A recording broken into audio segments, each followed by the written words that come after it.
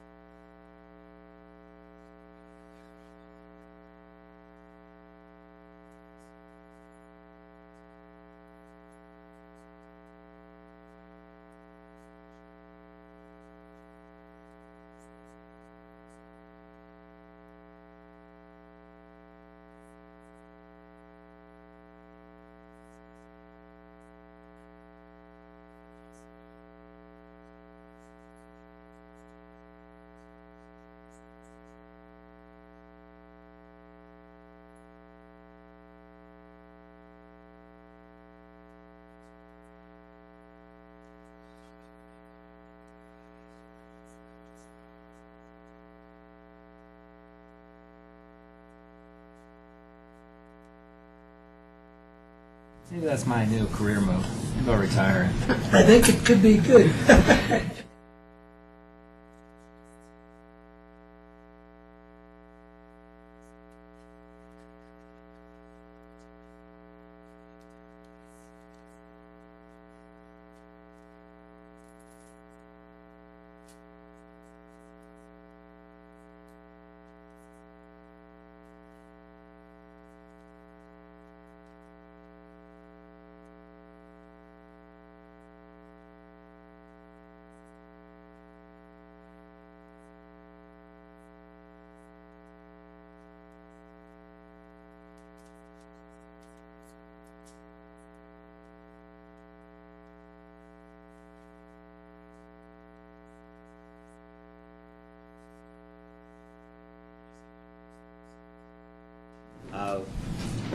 At long last, I don't remember how many times this has been promised, but we obviously have received it. It has been on our website.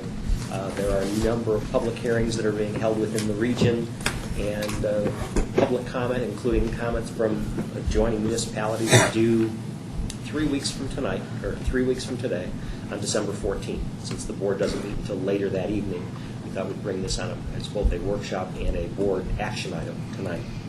As we tried to indicate through the staff report, the vast majority of the program we are in agreement with. We think the town should support. That includes the managed lanes, the access to the managed lanes, the BRT, the multimodal aspects, including the bikeway.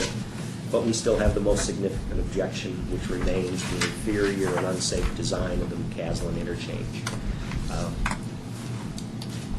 Alex identified a couple of misstatements in my report where I was bouncing back and forth between the attributes of our preferred alternative and the detriments of the plan that's included in the EIS.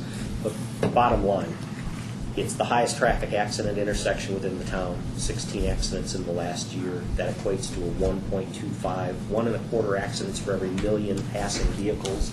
And the safety standard is not to exceed 1, I believe, 1.0, 1 accident per million vehicles. And we're at what? 1 accident per million traversing vehicles, and we're at 1.25. Thank you. The excessive interruption to McCaslin while the bridge needs to be widened, comparable costs between the double left and the widened bridge versus the cloverleaf or the loop, And we also took some significant exceptions with what we call the flawed traffic counts. As Alex identified, that particular turning movement was going to have a low double-digit increase between today and 2035. Every other traffic movement at that intersection was going to increase 400% between today and 2035. Part of that goes to some workforce employment projections within the city of Boulder, where, and I think somebody had raised this before, the DRCOG regional workforce numbers show that Boulder's employment will decline in 2035 from where it was in 2025. And if employment goes down, then traffic trips go down. We think that's folly. It isn't going to happen. Bogus. So, our comment, our language in the recommended comments was your analysis or your assumptions are flawed. But on the whole, we are supportive of the project. We also Examine and justify, yes. We also did continue to have some questions. Alex raised a very valid point about how vehicles are going to be able to access the managed lanes, particularly the HOV, and whether it's going to be a GPS system, whether it's going to be an honor system. Again, the validity of the traffic counts. We wanted to get on record again, like we did during the DEIS issues regarding the Coal Creek floodplain, and that there'd be no adverse impacts because of the bridge and some of the flooding issues on US 36, that none of those be transposed onto adjacent private property, most notably the area of the town center. And we also took exception that there were no noise studies being done in the closest residential areas within Superior, which happen to be the Saddlebrook subdivision. They've done sound studies elsewhere, but we think that that particular area was given short shift because of its multifamily nature.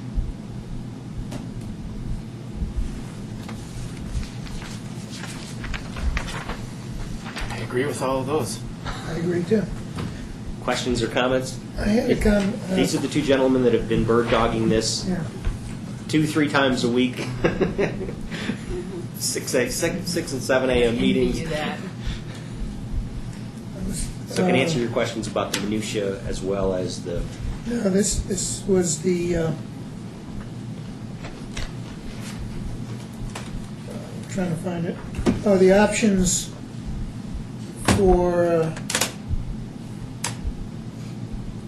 No, I can't find it now. But there was a question raised about not addressing the impact of the lanes on Superior, the bypass lanes. bypass lanes. Yeah. That's on page 3, managed lanes. Yeah. And And so. point 2 under the first bullet, section B33. The impacts of these bypass lanes have not been considered. So am I reading between the lines there that the potential impact is that they'd have to take land, or? Well, I don't think we ever saw a design until the FEIS and I hate to HOV bypass. I hate to do this to you, Alex, but we're actually yeah, if you wouldn't mind. We are televising. Alex Arenello with LSC. These would be the HOV bypass lanes at the ramps, so it would be the westbound ramp and the eastbound ramp. And, it's a good idea to have the HOV lanes bypassed, but we're not sure how that's going to affect the bus station and also how it's going to affect, the Superior Plaza up here and maybe closer to that. So it's just that's something that we had never seen and we never, saw what the impacts were. So we're just raising it. It's the first time we've seen it, so we'd like to, is it going to be noise impacts? Are you going to take land that's going to affect the Superior Plaza? Yeah, I think that's a very good point to raise. I guess that was my point, and I guess it's surprising that we hadn't seen anything about that before. And, they just had, an interchange conceptual design that showed the bypass lanes, and I don't know if you remember it being raised. I never saw it. And it came up also there was an ITS section of the FEIS that just came out, I think, in August or so. It was completed, and it was part of that as well, and that was the first time we had seen it.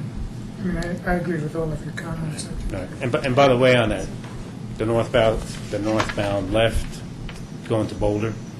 I don't know if you saw the one diagram I had, the traffic counts. Well, the existing 2005 count was 507 vehicles per hour in the morning period, making that left going to Boulder.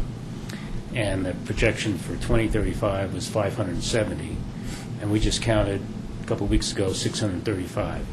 So right now we're at capacity, and you've seen the issues we're having. That we're at capacity on that movement, and any little glitch you get, and we get these peaks that come out, and they just back up down the ramp, and we just don't have enough green time to give to that arrow. We've given a lot of green time to that arrow, but this is what we're going to be experiencing for the next 30 years, because we don't know when the bridge is going to be widened and whether we can do the northeast loop. So I mean, that volume is.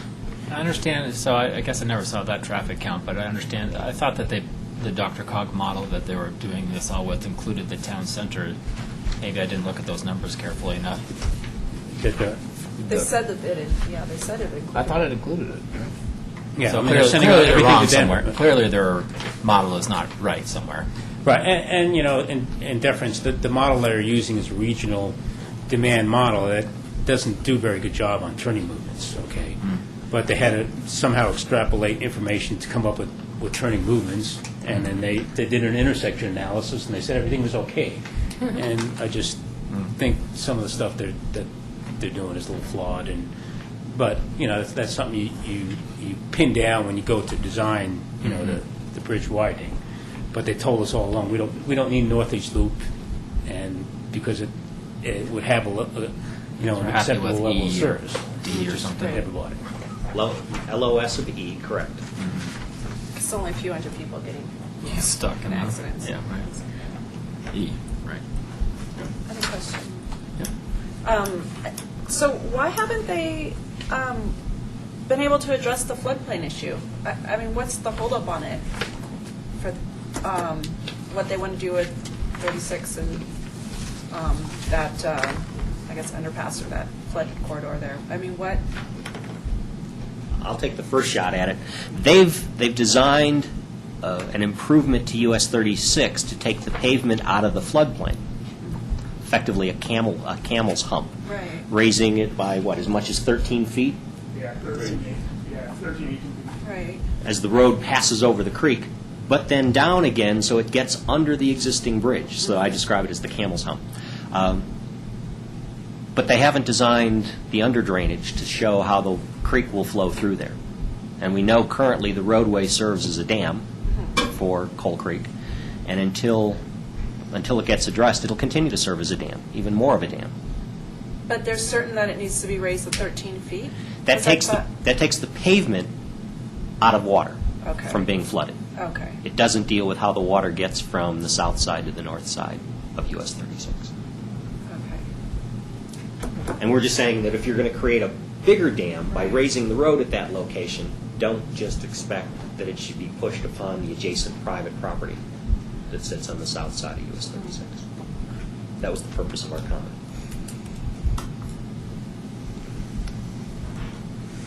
Anything else?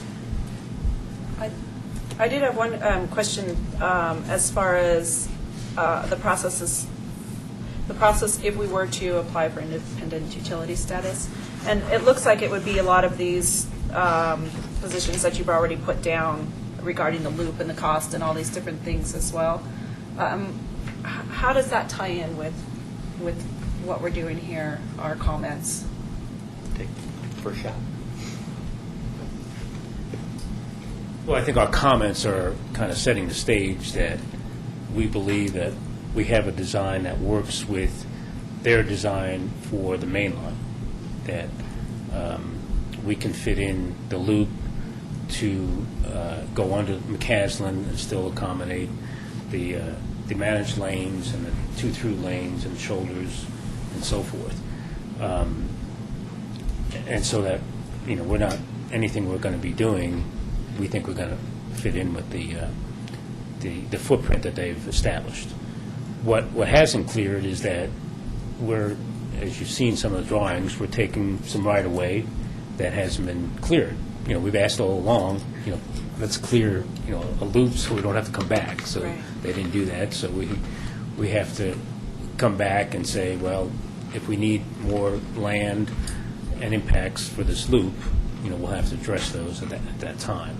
But independent utility, I don't think it's really an independent utility, because the FEIS kind of sets the stage. Here's what we're going to build, the next 30 years. This is it. And as long as we're compatible with that, it's not independent. We're fitting in with that. We're not precluding anything they're recommending.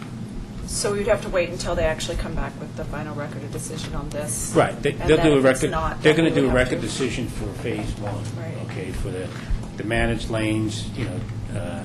We're not going to be building the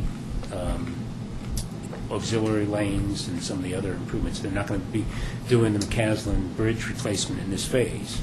When they do, the next phase, they would have to come back and do a record of decision. So Decision on that second. they're not doing a record decision on the McCaslin Bridge. They're just doing it on the managed lanes. Thanks. And that raises a good point. We've heard cost estimates for all of these improvements, including bridge replacements, bus rapid transit, all of the lane additions, upwards of $2 billion for this entire project. CDOT's long-term financial plan shows that there's $700 million devoted to this project between now and 2035. So absent any additional stimulus, maybe the appropriate term, Tiger or any other federal funds that might be designated for this particular project, at best we're going to see phase one in the next 25 years. Because that's all the state has committed to the project. Assuming they don't have to somehow transfer money from one project to another project, and being that how many billions short are they throughout the state, so. The hope is that there would be, in the reauthorization bill, whenever that, which is now pushed out for, I don't know, a year or longer, because there's no funding mechanism, and highway tax money is not felt to be reasonable and not enough to fund the federal bill, that, when that comes to fruition, hopefully US 36 would be identified in the reauthorization bill, but that's far from a guarantee. Yeah. And then there are things like Tiger money, which is coming out of the stimulus, that if we get another 150 or 250 million to leverage with what the state already has available, that we might be able to leverage some additional funds. But under nobody's crystal ball do we have $2 billion. Right. And even if we did, again, that's between 2009 and 2035. I think at the end of the day, the interchange would work if our partners were. I think it would be in the FEIS probably as well if we had a strong commitment from the other partners along the corridor to include it, but we have not yet seen that. That raises a peripheral issue, and that has to do with the existing DRCOG allowance of roughly $4.6 million that has been devoted to this particular interchange. And we have received another request recently from DRCOG asking the City of Louisville and the Town of Superior to defer that particular improvement to 2011. And as everybody knows, that we've been at odds with our neighbors to the north over the design. They want to go with the double left. We want to go with the loop. And our last discussion was, if we can't prevail on the loop, let DRCOG reallocate that money elsewhere, rather than just delaying the inevitable. And I guess I would ask the board on how strong you are on telling DRCOG that if we can't do the design that was originally agreed to, and the $4.6 million included in the Regional Transportation Improvement Plan, the money that we're talking about being available through DRCOG, calls for a loop. If we can't get that design, take the money and allocate it elsewhere. Are you prepared to issue that statement back to our regional planning agency? Or delay it another year? Because what the only alternative then is to make a double left with that money. Is that we can hold it for until 2011, but unless we get something else changed, the only thing we can do is create a double left with that. Is that? In accordance with the EIS and the record of decision, yes. But we would still have to amend the TIP, DRCOG's TIP, because it calls for a loop. It doesn't include the double left. Now, Louisville's position is it'll be easy to get Dr. Cog to make that amendment, the Right. design alternative. Right.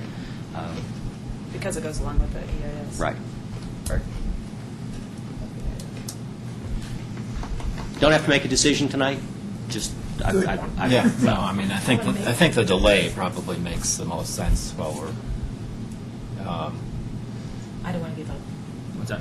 Yeah. I don't want to give up, and I want to push back as hard as it takes. And there might be, not to play just pure politics with this, if we can delay it till there might be council turnover and across the way, then maybe the position would change. They just hold their election. Not for the mayor. Oh. Okay. I'm a little slow on your. Gotcha. Since we're on the subject, though, of the double left, did the left turn light get adjusted Today. It did. 24/7. There will be a 24/7 left turn on green arrow only, and it was implemented today at the request of And will it be Transportation before Safety. and Twice? after? Well, is there one before, left arrow before and after? You mean a lead and a lag? Yes. We're still evaluating that. Okay. We may do that in the morning because we have people that are not getting through. Right. The reason why we didn't want to do a lead is because the first vehicles that would normally get to it are vehicles coming off the ramp, and they wouldn't be turning left. They would have this time coming Oh, okay. in at the beginning of the cycle that no one's using. But in the congestion periods, when there's vehicles left over from the previous cycle, it helps that operation. So we're evaluating that, and that may be something that we do. Okay. But I want to, not caution you, but since we did the protected operation, we were getting by before with the permitted operation because it was more efficient because you're using the time on the green ball, and it was a safety problem. So we compromised. We went with the erred on the side of safety now at the cost of operations. So now we're It's going to change. at an issue now where any additional volume we're breaking down, and we'll be doing that minor adjustment that may help. But we're right in the mornings. We're right at capacity on that movement, and any little fluctuation of volume breaks down. If we have a pedestrian call, we break down for several cycles. So we're at that stage now. We weren't at that before because we had the permitted operation. But any additional, as in maybe Christmas shopping, holiday shopping? We're That- monitoring that. We'll be out there on Black Friday to watch it and to film the queues. And we're also looking at the southbound movement onto Marshall, the southbound. We're looking at that as well. But, we're cautioning it. We don't think, hopefully during the shopping periods, there's a problem with the turning movements because it's kind of steady during the shopping periods. But in the mornings, that morning turn is just so much higher than any other times, even during your peak times during the weekends. It's much higher during that morning period in the morning than it is any other time. But we're monitoring it. Great, thanks. Anything else? How long are we going to monitor it, and when are we going to find out? I'm happy to increase the proportion of time we get to make left turns, and folks can't necessarily come straight. So I'm just Yeah. until we get a loop man. What time on the left turn? Yep. We are stealing from southbound McCaslin. Potentially one's going to Denver and other places. Yeah. Back up through Dillon. That was our discussion at TSC, Thanks. that if there has to be some pain felt, where it should be felt. One-sided. Thanks for all your hard work, and thanks to Jay, actually, for all the hard work on this. It's been a really long process filled with endless hours of minutia. But appreciate it. And a lot of negotiation. I mean, the added lane capacity is an example to the Mesa, not Table Mesa, but Davidson Mesa, is an example of the negotiations that we're going into, that it's fine to get people out of Boulder, but we don't want to add capacity in. Coming in, yeah. Sorry for the editorial. Right. Ready for Okay. the next? Yep. Second one, we had talked about many of these issues over the course of the last 4 or 5 months. And the mayor had asked for specific ballot language. So the second item tonight are potential ballot items that the board may choose to place before the electorate for the April 2010 election. All of the ballot language was drafted by the town attorney, but it was based on the guidance that we've received to date from the board. The first one has to do with the library tax levy.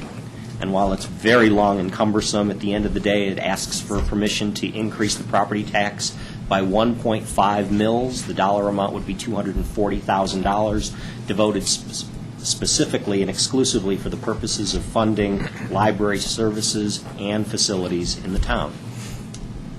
Are you taking comments now, or Please. when you're done? I noticed that it just had $1 amount, and if it was something where we were in fact going to consider buying or investing in our own, then it would probably need to be a two-tiered thing, where it's 2.5 or 3 for some period of time over which we are building, and then drops down to 1.5 for operations and maintenance. So I wasn't sure we had made that decision to only do one thing. There are 8 possible alternatives. I haven't seen us have the work session to make that decision yet. Actually, the board did have that discussion on the 24th, and the guidance was, let's maintain the existing contractual and go with the 1.5.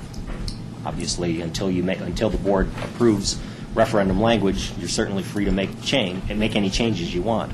We did discuss at that particular meeting as well the idea of putting in alternatives or options, and both the attorney and I encouraged you not to do that. This isn't a referendum. This is a tax levy. It's not the time to be asking, should we do A, B, or C? You need I to decide. recognize that. Okay. That was the same discussion when the board said, let's go for the 1.5 at this point. 24th of October? August. Oh. That was the meeting when Mayor Moore was here. We talked about it on the 10th and the 24th.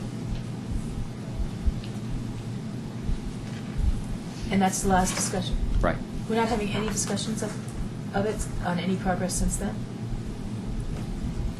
That was the last of our library meetings, was August 24th? Mm-hmm. I was asked to meet with the library people from High Plains. I reported back on that meeting. Everything from the costs to some of the limitations, specifically contiguity.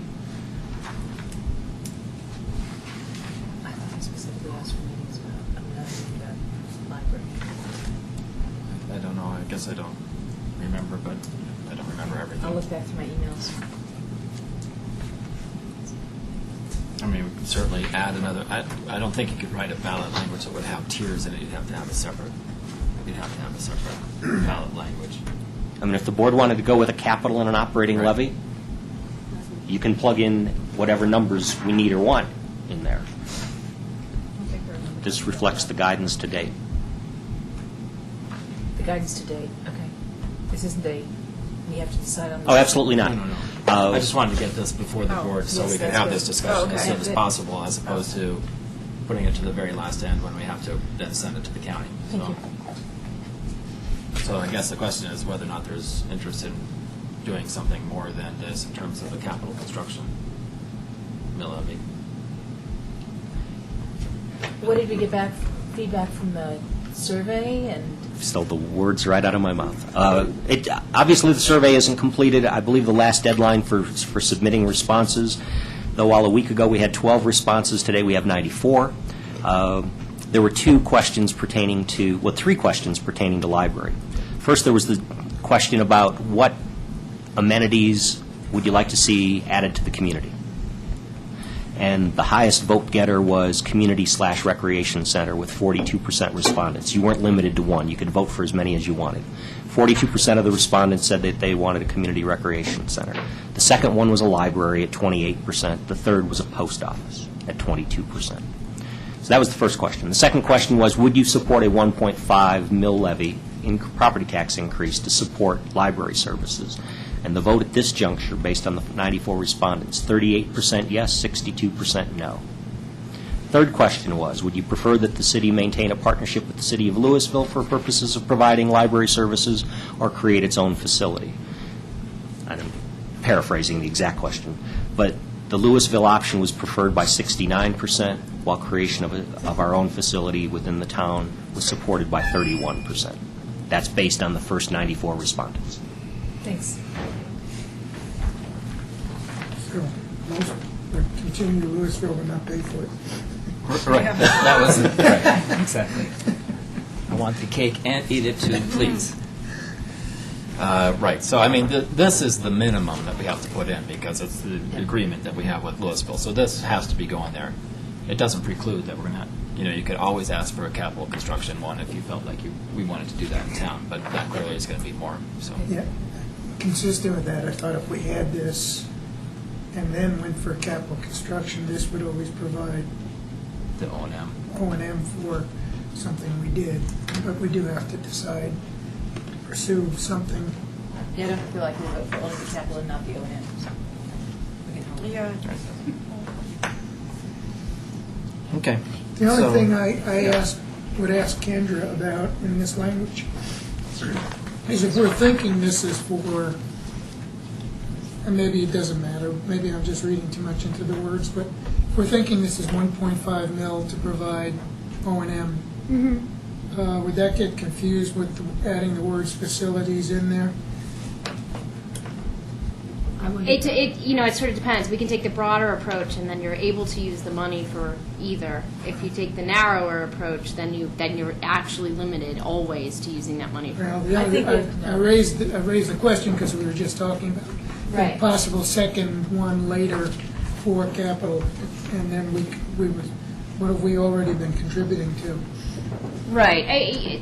The difficulty is the funds then are always limited. So you would actually need a second question if you ever wanted to expand the use of those funds. So it's really up to you. If you think it would pass, would be more likely to pass by limiting it, then that makes more sense. If not, Well, I'm not sure. I can't read the tea leaves on it. The concern I have about the language also then is that it's as vague as the language we had the last time, Right. which doesn't say what we're going to spend it on. And if we're going to spend it on, Louisville for 2 years and something else after that, or Louisville for 2 years or more, or something like that, it seems, while I hate to limit, I also don't want to be vague and squishy like we were last time, because that didn't work.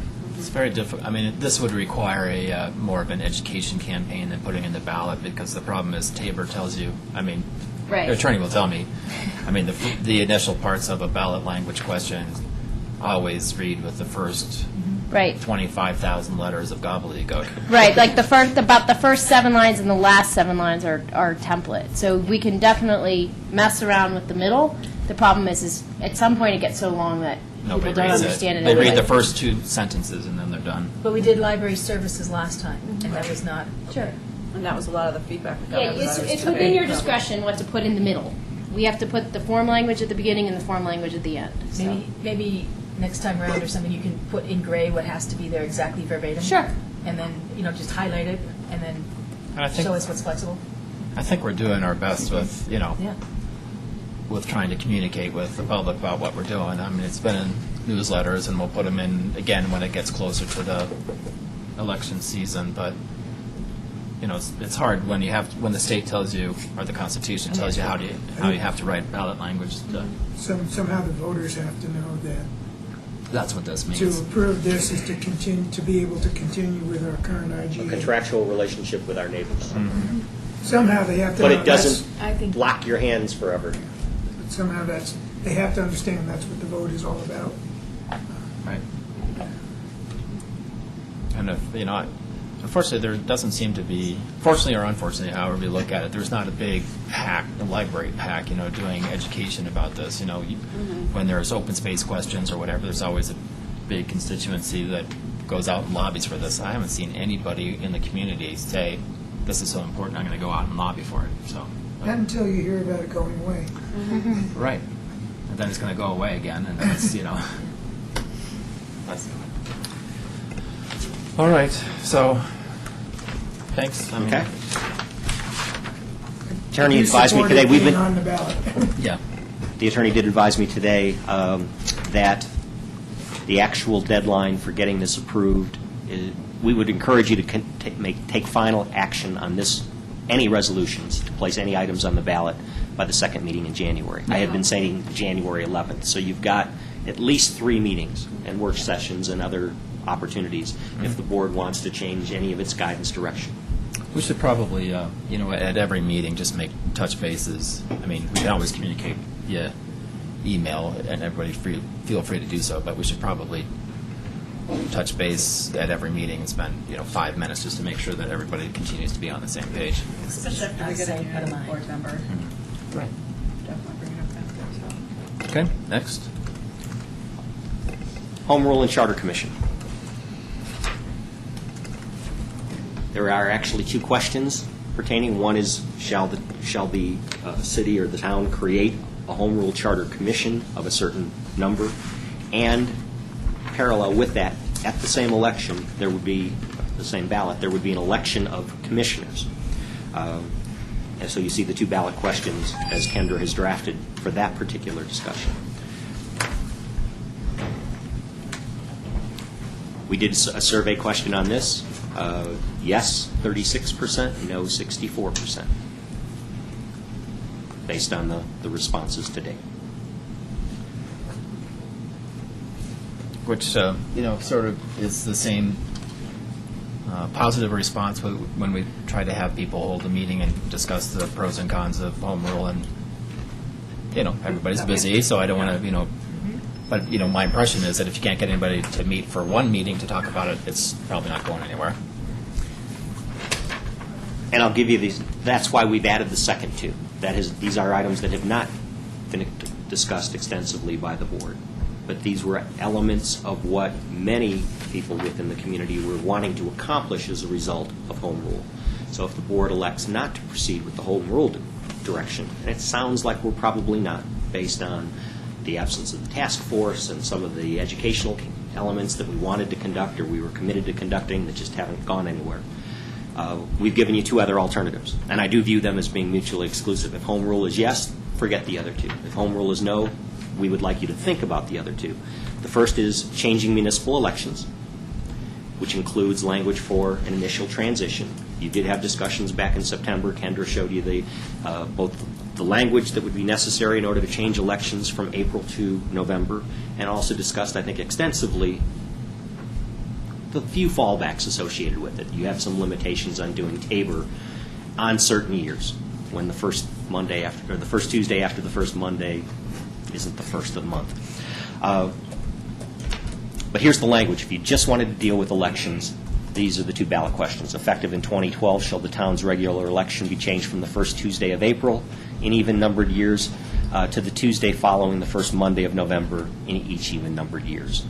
And then the second is, we were suggesting language that would deal with the transition for terms that were typically set to expire in April of 2012. And the second question said that if that first ballot question was approved, shall those people that are elected through April of 2012 continue to serve until November of 2012? And then you're done with your transition. And what about the alternative of, or adding on, asking whether we want to be changed from a town to a city? My understanding was that also solved this ballot problem. No, it does not. Town-city distinction makes no difference in this case. So the presentation at the Citizen Academy was in error? I haven't researched it. According to one of the Academy graduates, there were 2 ways to get they went through the statutes, and there were 2 ways to get the elections moved to November. One was the one we're proposing here. The other was to change our designation from being a town to a city, and the cutoff for town to city was usually around, what did he say? Oh, it's much 10,000 or bigger. 12,000? Well, it's much Whatever less it was, than we're that. over We're- it. Yeah, I By a think lot. it's like 2,000 or something. I That's don't remember right. exactly what the number is, but But then So he I argued think- that changed the election date as well. I think it's been now quite a while since I've read this, but I think there is a different distinction between what a city and a town can do in terms of elections, and it's been, I can't state what exactly that is. So I think the town could become a city. Yeah, that changes, yes, the town could become a city. It changes the entire structural form, makes the city council, changes, so that would be a full-scale change. So that seems like that's slightly tougher sell than. If just it does changing involve all the- those changes, I thought it affected, well, I don't, obviously, I haven't researched it a great deal, I just know that bit that I was interested, there was another way to get the elections to move to November.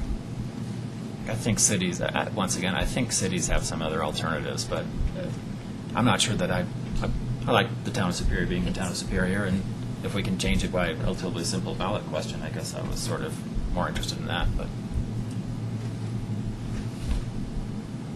It's not simple. No, to change from a town to a city is much more complicated. I could make a presentation to you on that, but it's far more complicated than just changing the election date. Can't just make a pen and ink change to your letter. No. Change the letterhead. Thanks. And the other one, so we had many things that we were interested in considering through a home rule initiative, but one of the other ones, besides changing elections, was the ability, and this is more of a cost issue, the ability to publish ordinances by title only.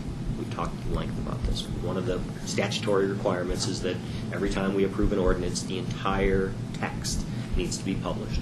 Phyllis's estimate that this year, out of an almost $11,000 publication bill, about 10,000 of the 11 has been devoted to ordinances.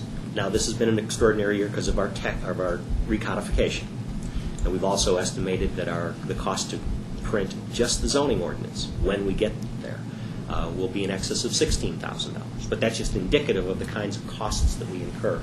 And our thought was, with all of the other efforts that we have at communicating what we're doing, the website, the packets being available to anybody that asks, the advising of all the board's actions in the newsletter, the publication and the televising web streaming of meetings.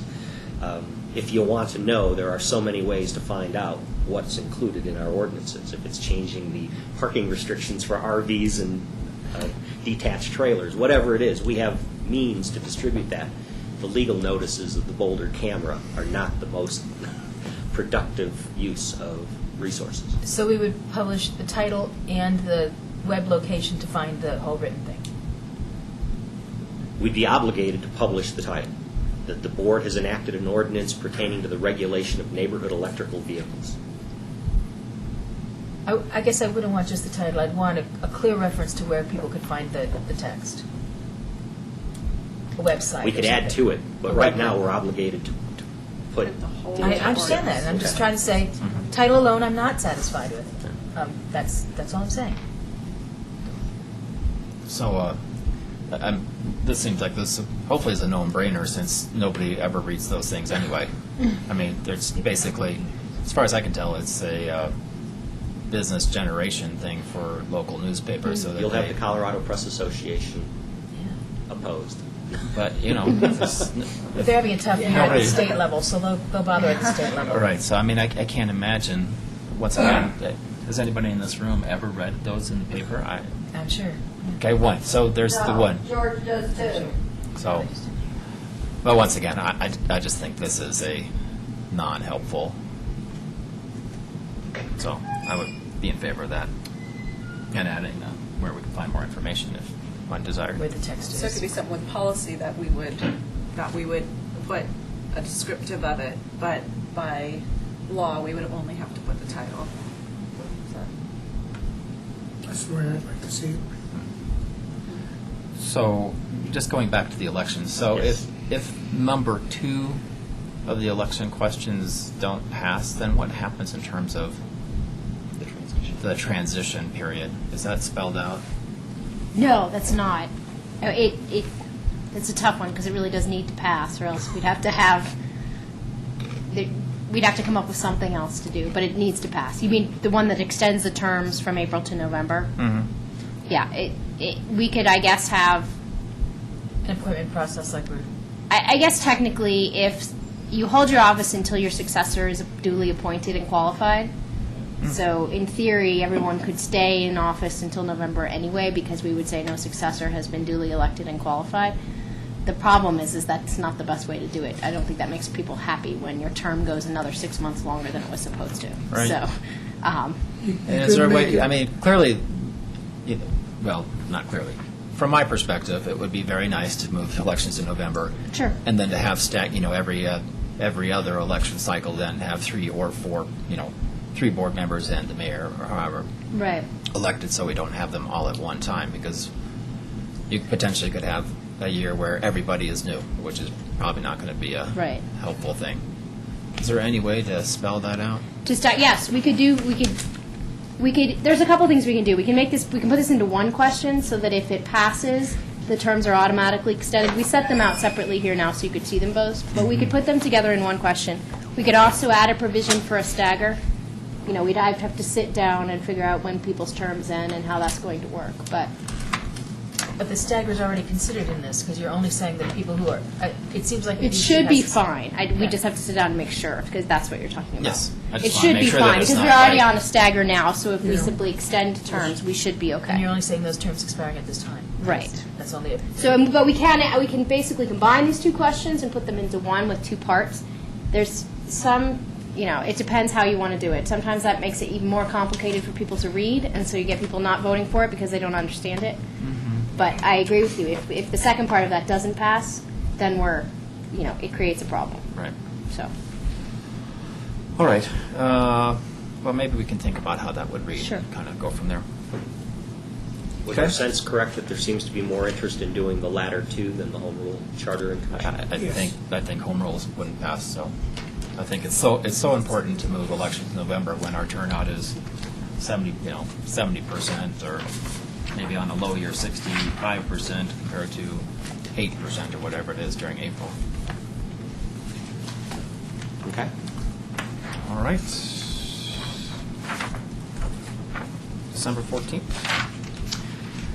We put the ballot language on there as a placeholder, again, whether we do it on December 14th, January 11th, or January 25th. Do anticipate, based on the calendar that the board has already seems to be under, that they'll be in a position to appoint a trustee to replace Trustee Rosenfeld. That assumes you conclude your deliberations on December 7th. We did suggest, based on advice from the attorney, that the appointment be made at the end of the meeting. If you're going to have a significant board action item, like a development proposal, it wouldn't be sufficient for a person appointed that night to listen to testimony when they weren't a member of the board. That seems true. So our suggestion was that that be the last item on your agenda, if we continue with that calendar, and if it looks like a land use decision is going to be made on the 14th. Cal Monte? Can I just interject really Sure. quickly there on that one? I think Trustee Gora said that he would not be able to make it until towards the end of that meeting, so isn't that correct on the 14th? I thought that's what he I think said. I So mentioned, just, yeah. if we're thinking of I think that's right. Okay. Cal Monte has filed a request, their third amendment to their plan. They're asking for a delay on the commercial road coming off of McCaslin, which is bisecting their roughly 11 acres of commercial property. They're asking to delay that until they know what the particular uses are on that commercial property. It is being referred to the Planning Commission now. The Planning Commission will hear it, I believe it's on December, I'm going to say the 8th. And then the board will consider that request on the 14th.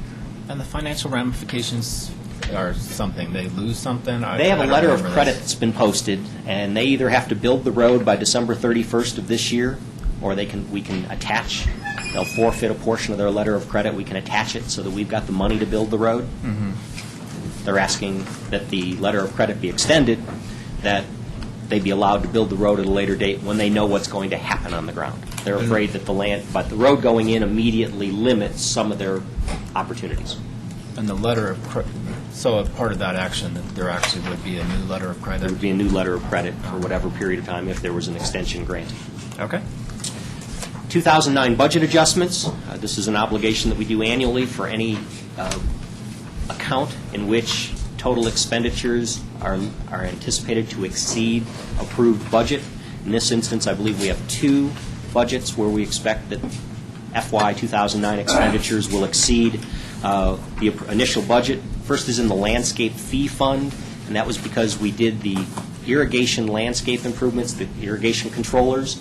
It was originally budgeted to be done in 3 years. We went out for bid. We got great prices, over $100,000 less than what we budgeted, so we went ahead and did it all at once rather than in 3 separate phases. And then the trash and recycling budget we expect to be a couple thousand over because Earlier this year, we added the Ridge subdivision at their request. So we have revenues and expenses, but the expenses are going to be greater than what were originally budgeted because we now have 44 additional houses under the town's trash contract. But the revenues are also higher than we expected. Yes. And then we anticipate, based on the discussions at the last board meeting, that we'll have the continuation of the Oxnard-Remington annexation agreement and PPD ZDP public hearing and actions. And for our workshop session, the Finance Department is prepared to make a presentation on some recommended adjustments to our system development fees based on our review of our long-term capital improvement budgets and the like, what we should be charging new people that want to tap onto our water, sewer, and stormwater systems. And did we end up doing it? Was there a study regarding Yes. There was, Yes. right? Yeah. So that would be part of that presentation, presumably. Okay. Thank you. Gives us a few minutes. And Can I ask quickly Yeah, on of course. Quarterly digest the on schedule for on the meetings Oh, yeah. for the candidate interviews? Is it at 6 or is it 7? I don't know that we set a particular time, whatever the board's preference would be, and I also would sense that it would depend on how many candidates you might have to interview. We were concerned, might the board even want to whittle the list down if you had 30? As of the close of business today, we've had one expression of interest. okay. We could poll the board on whether your availability is better at 6 or at 7. Okay. Just trying to. Next meeting. Which day was that? Monday, Seventh. the 7th, 7th. first Monday of the month, the board was going to have a special workshop session. Thanks. Yes, it is Pearl Harbor Day. Thank you. Okay, yes, and I forgot the weekly digest. Very briefly, a couple of development items. Guardian Storage has submitted their applications for final development plan approval for their 5-acre development on 76th Street. That'll be going to the Planning Commission in January. We expect it'll be coming to the board for approval in February. We did receive as a courtesy all of the submissions made to the City of Louisville by ConocoPhillips and an invitation by the City of Louisville to provide any comments. We've divided them up among staff. Things like open space view corridors, trail connections, and the like. We're all looking at it and batching our comments together so that the town can provide any relevant comments to our neighbors. But we appreciate it being offered that opportunity. And along those lines, well, I know that ProStack had interest about. I think it was just ProStack. Is that right? Actually, I think it was OSAC that was Maybe it was more O- interested in view corridors. Okay. I can make sure that. Just make sure that they know about it. Thanks. Okay. Financials, very briefly. We recently received our September sales tax numbers. We're holding our own, certainly in comparison to all of our neighbors. Receipts for the month were $4,200 below what they were a year ago. That's 0.65%. For the year, we are at 2.04% below last year in sales tax, but again, much better than all of our neighbors. We are confident that we will end the year in the black, as we told you during the budget review, and probably a little bit better than what we thought in even September and October.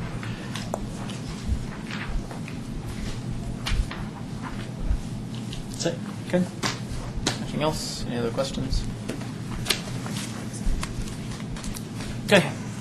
Take a couple minutes before the board meeting. Thanks.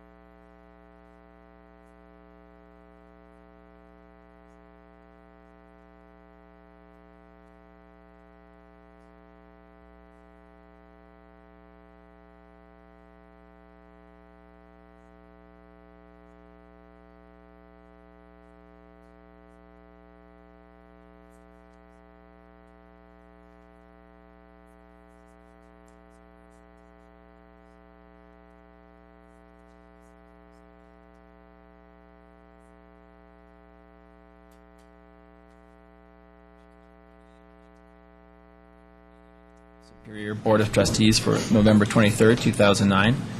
And Phyllis, if you'd call the roll. Sure. Mayor Andrew Muckle, Here. Mayor Pro Tem Lisa Skumas, Here. Trustees Joe Sorelli, Here, Dana D'Souza, Here.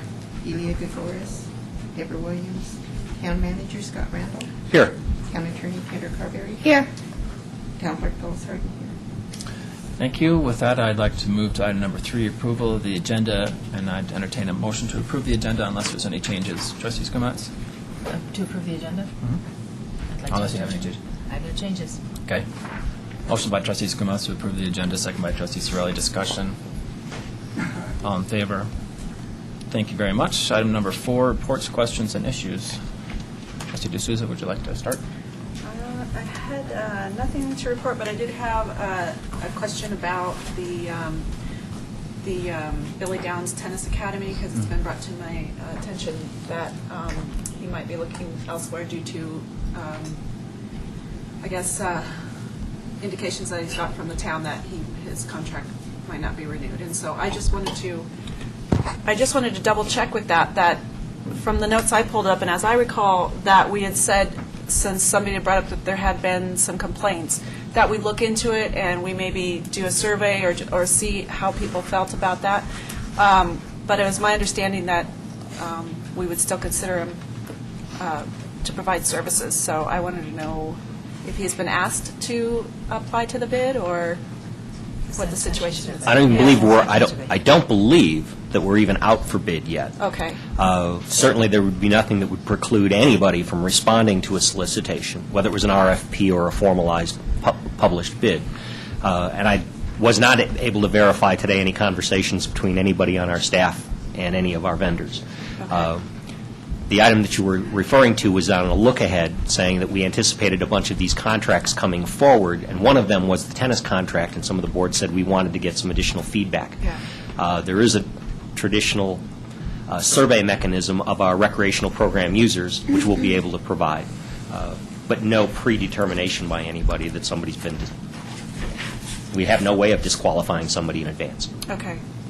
So just as a footnote, can we make sure that if this does go out to bid, that we formally make some effort to get a hold of Downs Tennis Academy and ask them to bid? Because I think that he's provided a lot of great service for our town over the years, and I would hate to see us lose that opportunity to have him work with us again if it's over just miscommunication. So hopefully, I don't know, I hope the board feels the same way. I assume that they would know that we would be out for bid, so, yep. Okay. Thanks. Anything else? And it would be interesting to see the results of the Yeah. satisfaction survey. Right. So let's see, I only had one meeting with Urban Drainage and Flood Control District, which was approving their final 2010 budget. And it was an interesting thing that we did a salary survey for them, Mountain States Employers Council. It was actually very enlightening. They reset some of the employees' salaries based upon a survey. I don't know if, and they're the same size that we are. I don't think we've ever done anything like that. I don't know if the manager has any interest, and it's clearly not any crisis, but it was an interesting exercise to go through. So that's all I had. Trustee Skumatz? I think I just have two very short items. One is there was an energy strategies task force for the consortium of cities, and probably the main item of interest coming out of that was that they're putting together, I think, a grant spreadsheet, but especially some grants that they're hoping that will, for energy-type funds that they're sort of, reaching out to towns and cities within the county to participate in. They're sort of taking on the effort of doing a lot of the grant writing with hoped for participation from the community. So potentially some grant funds there with good track records, I think, for winning grants. So that's good. The other is I've been serving on this library task force board with Louisville, and we have a regularly scheduled meeting, and they seem to almost always, at the meeting I say, okay, this is the day we're going to have it, and I can't make it another day. And it, more often than not, somehow manages to change the day I can't come, which is a bit of a problem for me. But I have had a couple of conversations with the liaison from their board. It starts with an H. I can't think of his name now. I'm so, Board liaison? nope, can't think of it. Anyway, very nice man. I want to say it's a name like Harlan or something. I can't think of his name.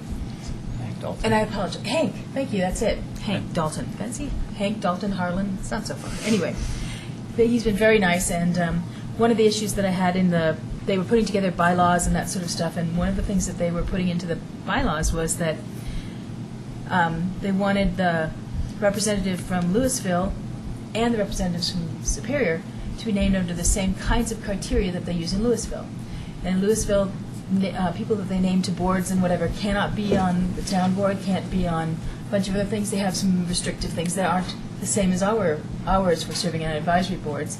I said, well, that's fine that you can name the way you name your people, but that doesn't mean you get to choose how we, appoint our people. And I was getting zero traction with the committee. They were quite adamant that theirs was the only right way, and I had a conversation with Mr. Dalton, and I think and my understanding is it did get loosened up that we can name our people the way we name our people. They don't tell us how we name our people, and et cetera. So that's, I think, the latest that happened. Great, thanks. Yes. Trustee Sterling. The only thing I have to report on is I went to the Dr. Cog meeting on November 18th, and because Dana couldn't make it that night, which is like the first time ever that I'm aware of. And I was not able to make it. And I think the biggest news out of that meeting was that they announced that on December 16th, there's going to be a public hearing to consider the proposed amendments, Cycle 2 plan amendments. Cycle 2 is the second of the year plan amendments that they do to the Metro Vision 2035 plan. And as part of these amendments, the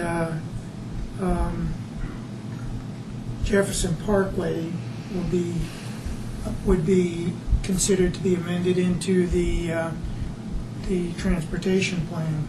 So there's going to be a public hearing really on including the Jefferson Parkway into the 2035 transportation plan.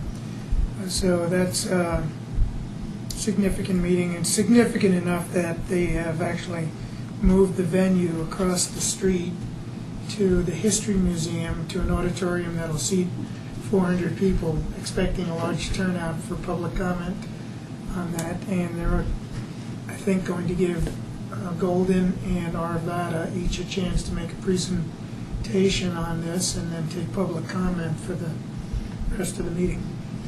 And then... And you wanted to cover that meeting as well, right? Presumably, well, I think they're going to close the meeting that night. They didn't say so, but the next two meetings, at least the January meeting and possibly the February meeting, is when Dr. Cog will actually consider the amendments after having heard the public comment and decide whether they'll be put in. So I think it's fairly important to us. They did a couple of other things. One, Dana had mentioned in the past they were discussing sustainability goals to be included in the Metro Vision 2035 plan, and they did approve. Staff recommended and the Dr. Cog members approved inclusion of 6 sustainability goals, which I will refrain from sharing with you at this time, but I can find them if you like. Memory. And that's those two, I think, significant parts of it. Great.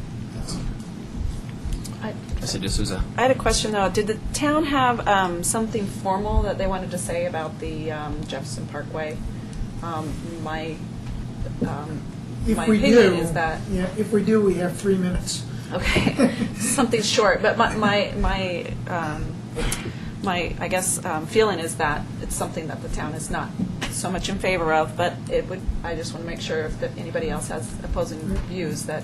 Well, I think we, as they hinted that, at least for Dr. Cog members, they were expecting comments along the lines of support or don't support, and 3 minutes of comment. I think we're all on record as being don't support. Okay. So that's our Make sure. guidance. Yeah. Yeah, so I don't know if we necessarily need to provide any particular comment at the time, and I think we just stay steady was with our... Good. Yeah.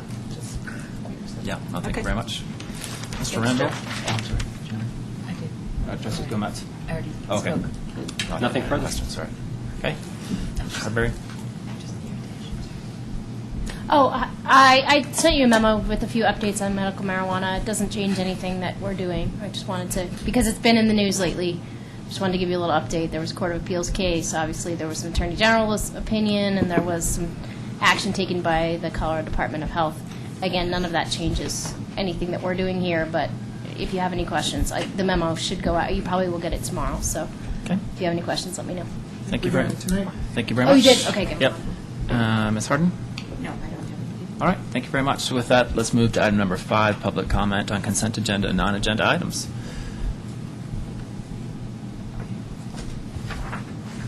And just for a technical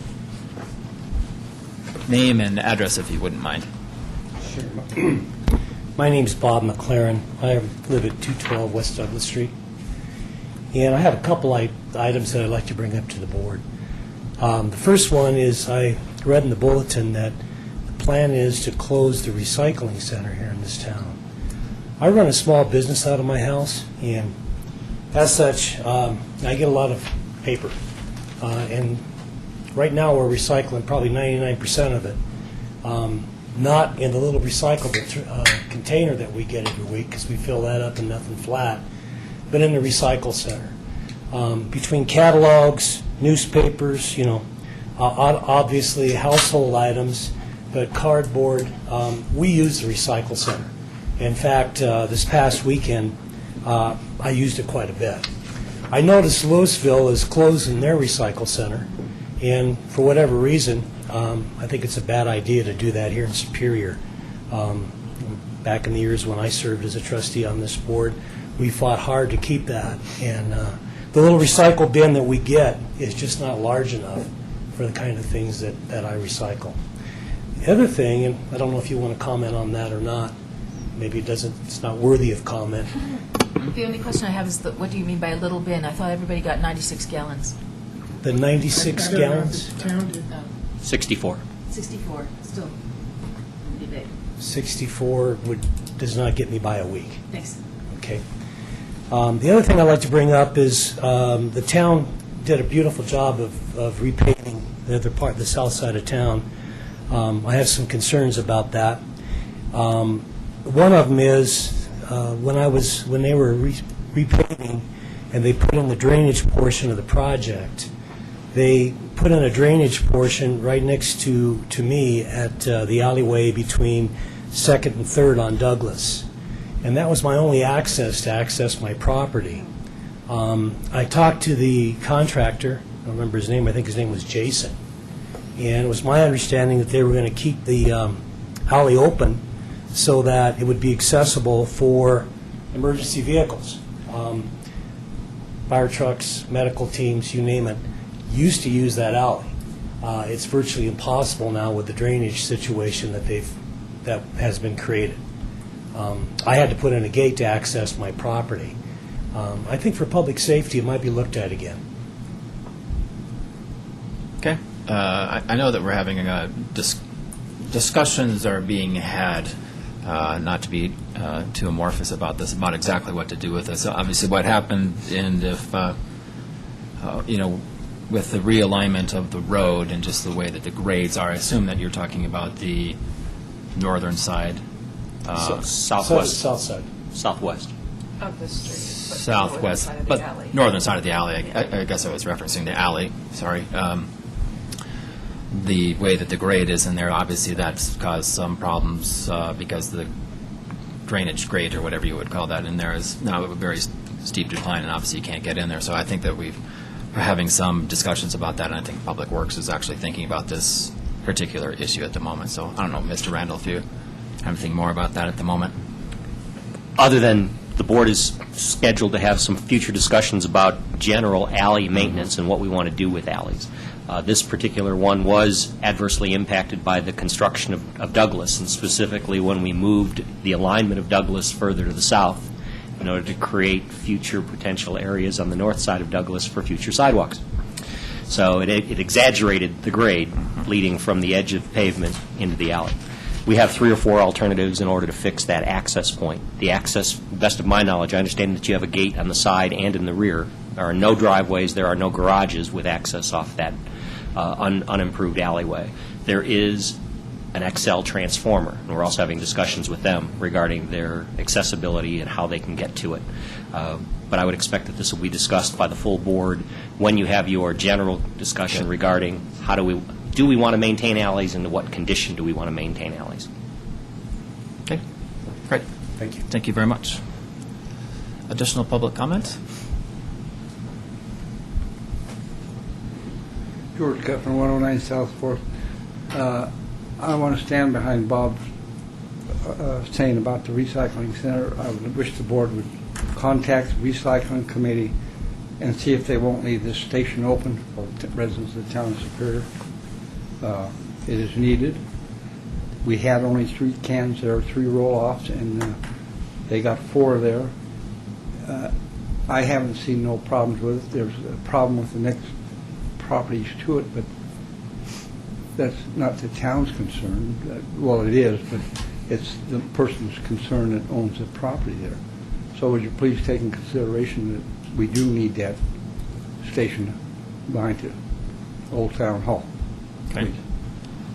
I guess my perspective on this, not to go and belabor this point, is that it's been a maintenance nightmare, and there's been broken glass, and I mean it's very hard and very labor intensive about having to get that picked up. So obviously the town is, I guess we're coming across as like, well, the town's not interested in recycling, which is hard for since we're a very pro recycling town and have done what we can. So this particular location though has been very difficult to deal with.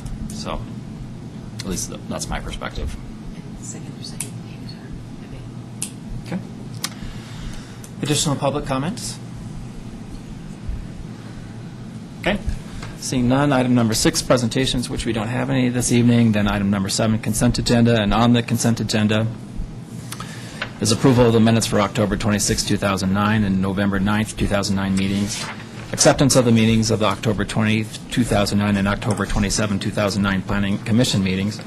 Approval of a liquor license renewal for Colorado Walk 2. And that's it. So motion to approve the consent agenda by Trustee Skumat, second by Trustee D'Souza. Discussion. All in favor? Oh, I was discussion. Oh, that was discussion, sorry. That one was discussion. Okay, yep. 2 items. One is I wanted to say how helpful I thought that the planning commission meetings were, and the notes and all that. That was exceptionally good feedback. The second was I think there were some comments about the minutes made by Ms. Rittmaster in memo, saying she thought that there were some possible modifications. Maybe I didn't see that. Comments from the October 27th minutes and from the October 20th minutes. I guess I'll pass them along, and if there's something significant to modify, please consider that. Okay. Other than that, I think those are my only comments. Okay. Any other comments? All in favor? Unanimous. Thank you very much. With that, item number 8, public hearing and approval of an annexation. So with that, I'd like to open the public hearing and approval of the annexation, final approval of an ordinance annexing the Oxner property, and a final approval of an ordinance for the PPD ZDP for the Oxner property.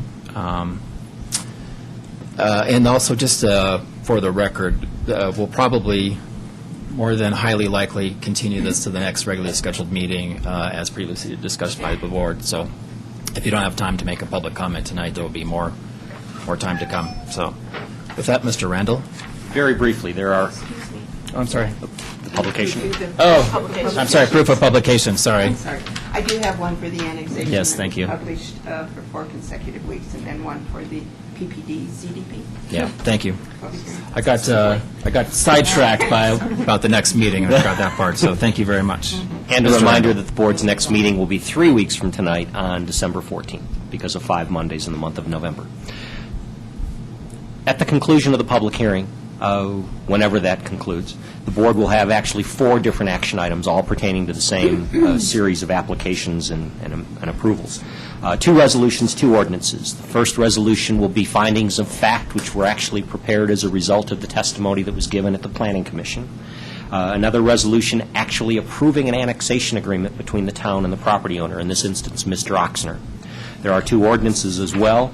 After the 2 resolutions, the first ordinance formally would annex the property to the town of Superior, and the second ordinance would approve the preliminary development plan that is under consideration. So again, this will ultimately culminate in 4 different actions.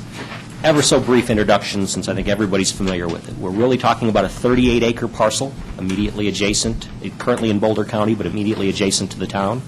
The proposal calls for 25 acres of the 38 acres to be zoned planned development and used for single-family residential purposes, and 13 acres to be zoned open space natural and to be purchased by the town of Superior. The annexation agreement, as you will get through with the applicant's presentation, has a number of conditions and expectations both on the developer and on the town. And the PPD ZDP, the preliminary plan development zone district plan, which actually creates the entitlements for the future use of the property, calls for up to 53 single-family homes. Again, almost 17 acres of open space, including some properties that the town has previously had control of through a conservation easement that we will now get title to through this property, and the 13 acres that it is anticipated that the town may purchase if this plan is ultimately approved. All of the elements within the proposed development plan meet the town's existing zoning ordinance requirements for our most stringent single-family development, which would be the RL, or lowest density single-family zoning, with one exception. The one exception is maximum lot coverage. The proposal before you from the applicant calls for maximum lot coverage of 45%. The town's current zoning ordinance allows maximum lot coverage of 40%. Other than that, setbacks, building height, all of the other elements that's called for in our zoning ordinance are consistent with this particular application. Again, it has been before 3 of our advisory boards for review and comment, formally before the Planning Commission, but at this point it would be appropriate to start the presentation, hopefully a short presentation by the applicant, and then solicit all the public comment. Great. So that's probably a good place to start, and so either the applicant or the property owner, if you want to start out with. And welcome. Good evening. I'm Matt Cavanaugh with Remington Homes at 9468 West 58th, Arvada, Colorado, 80002. One second here, we'll get this up. Can we dim the lights just a tiny bit? Appreciate that. Well, it's good to see everybody. Remington Homes is still here, still alive, which is it's been a remarkable 2 years here, but we're happy to still be alive and doing well. So I'll present the community itself will be called, if it's approved, Coal Creek Crossing. And again, we're going tonight, presenting tonight for annexation, preliminary plan development, zone district plan, and a preliminary plat. Just a quick introduction. We have a few additional members of our team this evening with us. Of course, we have Concilium Design, CTL Thompson, our geotech, Deere and Alt Consultants, which have done all the water resource engineering and so forth for us in the meantime, and JCM Development, and of course myself. As you know, Remington is a local Colorado company based out of Arvada, Colorado, family-owned, been in business for just over 30 years. Family business. Everybody's seen the gentleman standing there before, and he'll be here at some point here. He's running a little late. Babysitter issue. But that's Regan Hopman, the owner, and his family. The family, I've worked for Remington for almost 5 years now, and have worked for many other builders. They are truly about quality in their homes through the customer service, the warranty, the construction, green built, and so forth. They meet all expectations for a quality home builder. Creativity. What's unique about Remington, so they allow for a customer to really customize their own home. So we provide floor plans and options. A customer is has the ability to move walls and add space to their garage and add fireplaces or finish a basement, so forth. Those are things that 99% of the builders out in Colorado do not do. Some successful completed communities and some communities that we still have that are active. Saddlebrook, which is in Arvada, that is a mix of a patio and a single-family community. Whisper Creek, which is our current community in Arvada, just up Indiana Street, about 4 miles as the crow flies. Cottonwood Vista, which is in Erie, a bigger lot community up in next to a lake in Erie. Lakefront is a townhouse project at 136 in Lowell Boulevard. And Dancing Willows is in Littleton, just off of Bowles Ave, just east of C-470. These are just a few pictures of some of our completed communities. This is Double E Ranch. This is in Arvada. This was a patio home and a single-family home community. Attention to detail. You know, we talk a lot about engineering and so forth. This is a bridge, one of 3 bridges that we had to build in this community, which was in Lakewood, Colorado. Beautiful community. Songbird, another beautiful community in South Jeffco. A lot of open space, beautiful trails, patio homes. Eagle Point, very close to the previous community. Patio homes as well. Beautiful open space, trails, attention to detail. Just to reiterate, Remington thoroughly, provides open space and encourages that in our design. Go to great extents to, provide walking trails for the communities and connectivity and, make that connection to its surrounding neighborhoods. When we have the opportunity, we, of course, look for beautiful Colorado vistas and so forth, lakes. And just in summary, open space, inspiring views, these are the things that people move to Colorado or stay in their hometowns. These are the things that we try to capitalize and provide for the people that want to stay within Colorado and move to Colorado. So that being said, I'm going to then turn this over and we'll keep moving along. I'm going to introduce Cameron Grant.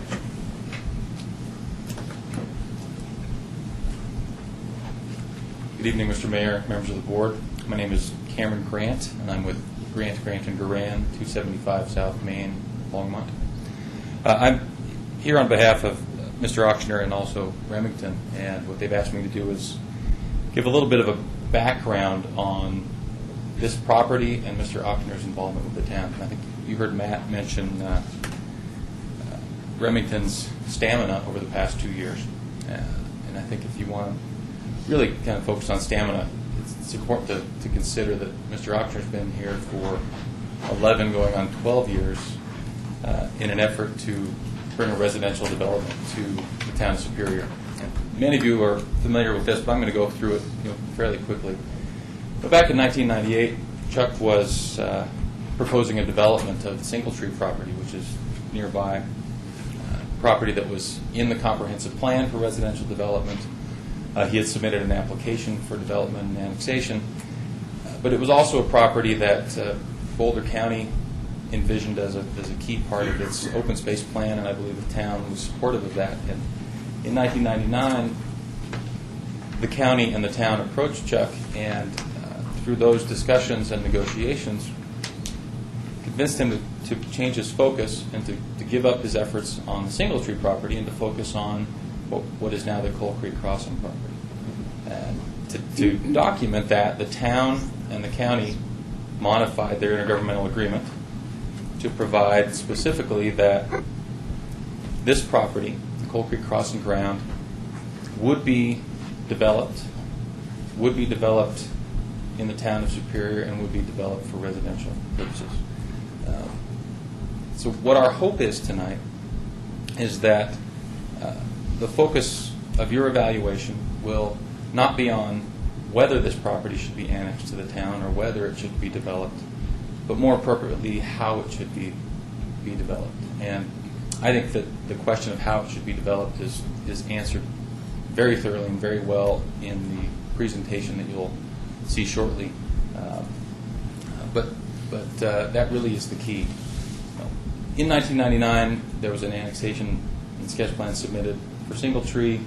In 2000 and through 2003, there were annexation and development efforts for this property. 2004, there was an actual approval for this property.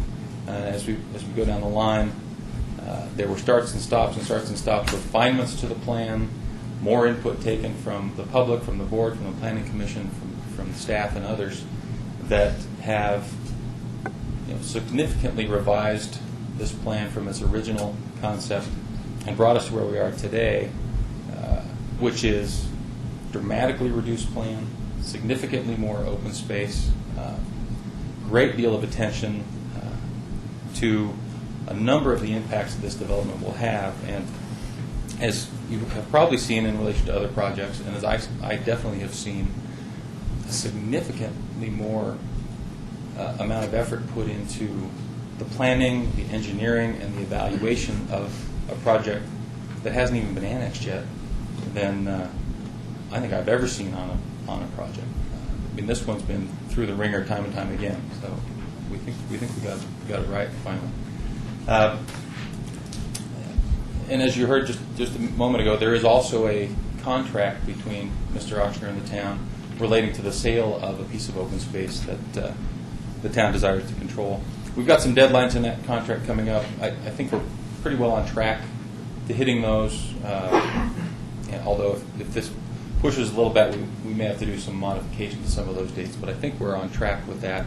So everything does seem to be culminating nicely for this. But I just want to reiterate that the question really is not whether this should happen, but how it ought to happen. And again, I think Remington's done a beautiful job of addressing that. And it'd be nice to have Mr. Ochsner end with 1 decade in the town rather than 2. So that's our hope this evening. Thank you very much.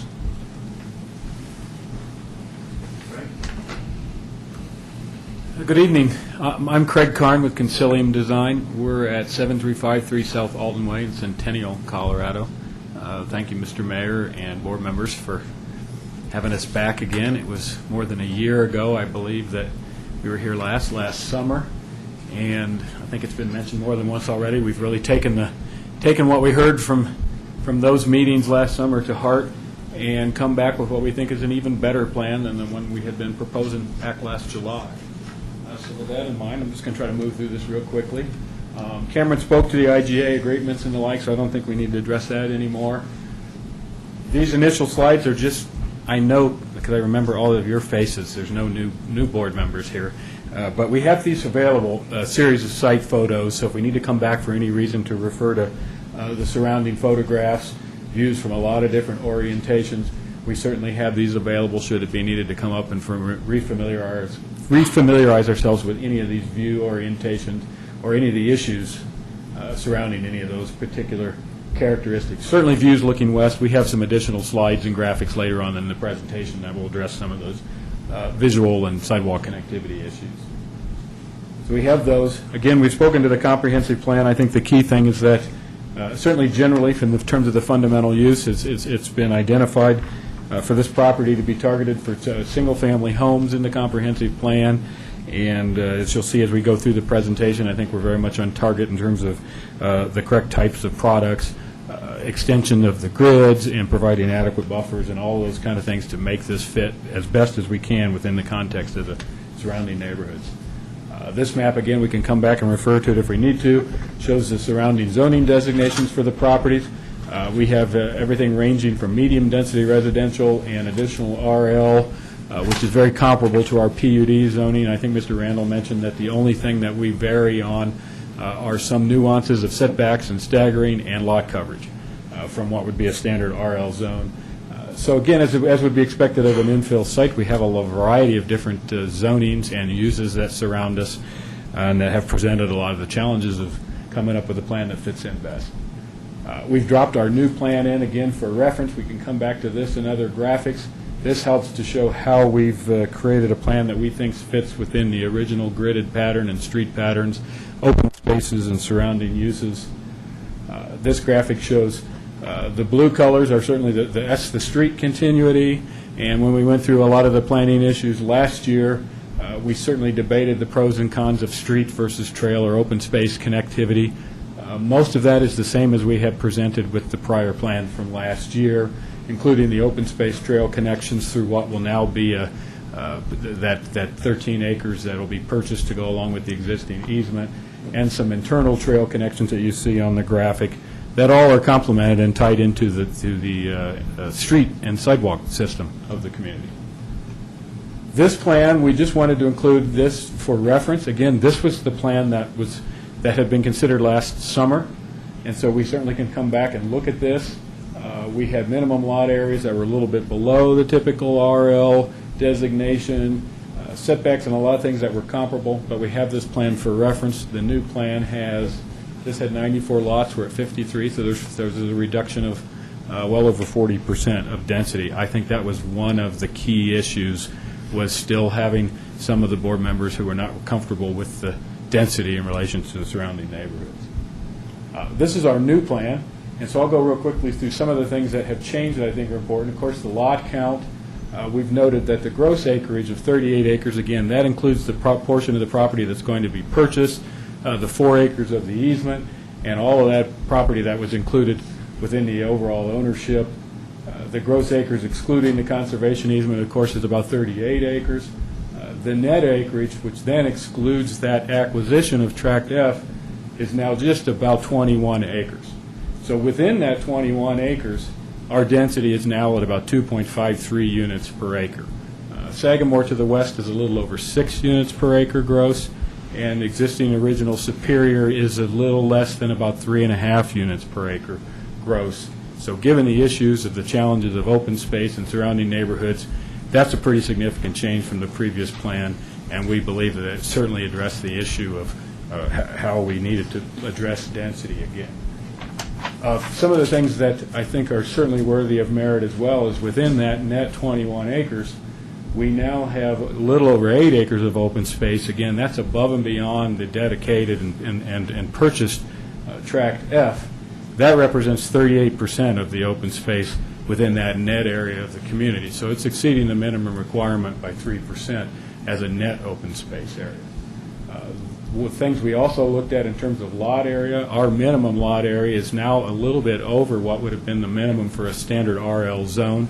So not only do we have more open space, we've increased the minimum lot area and the average lot area, and I think that our maximum lot area is probably comparable to where it always was, a lot in and around a little less than 10,000 square feet.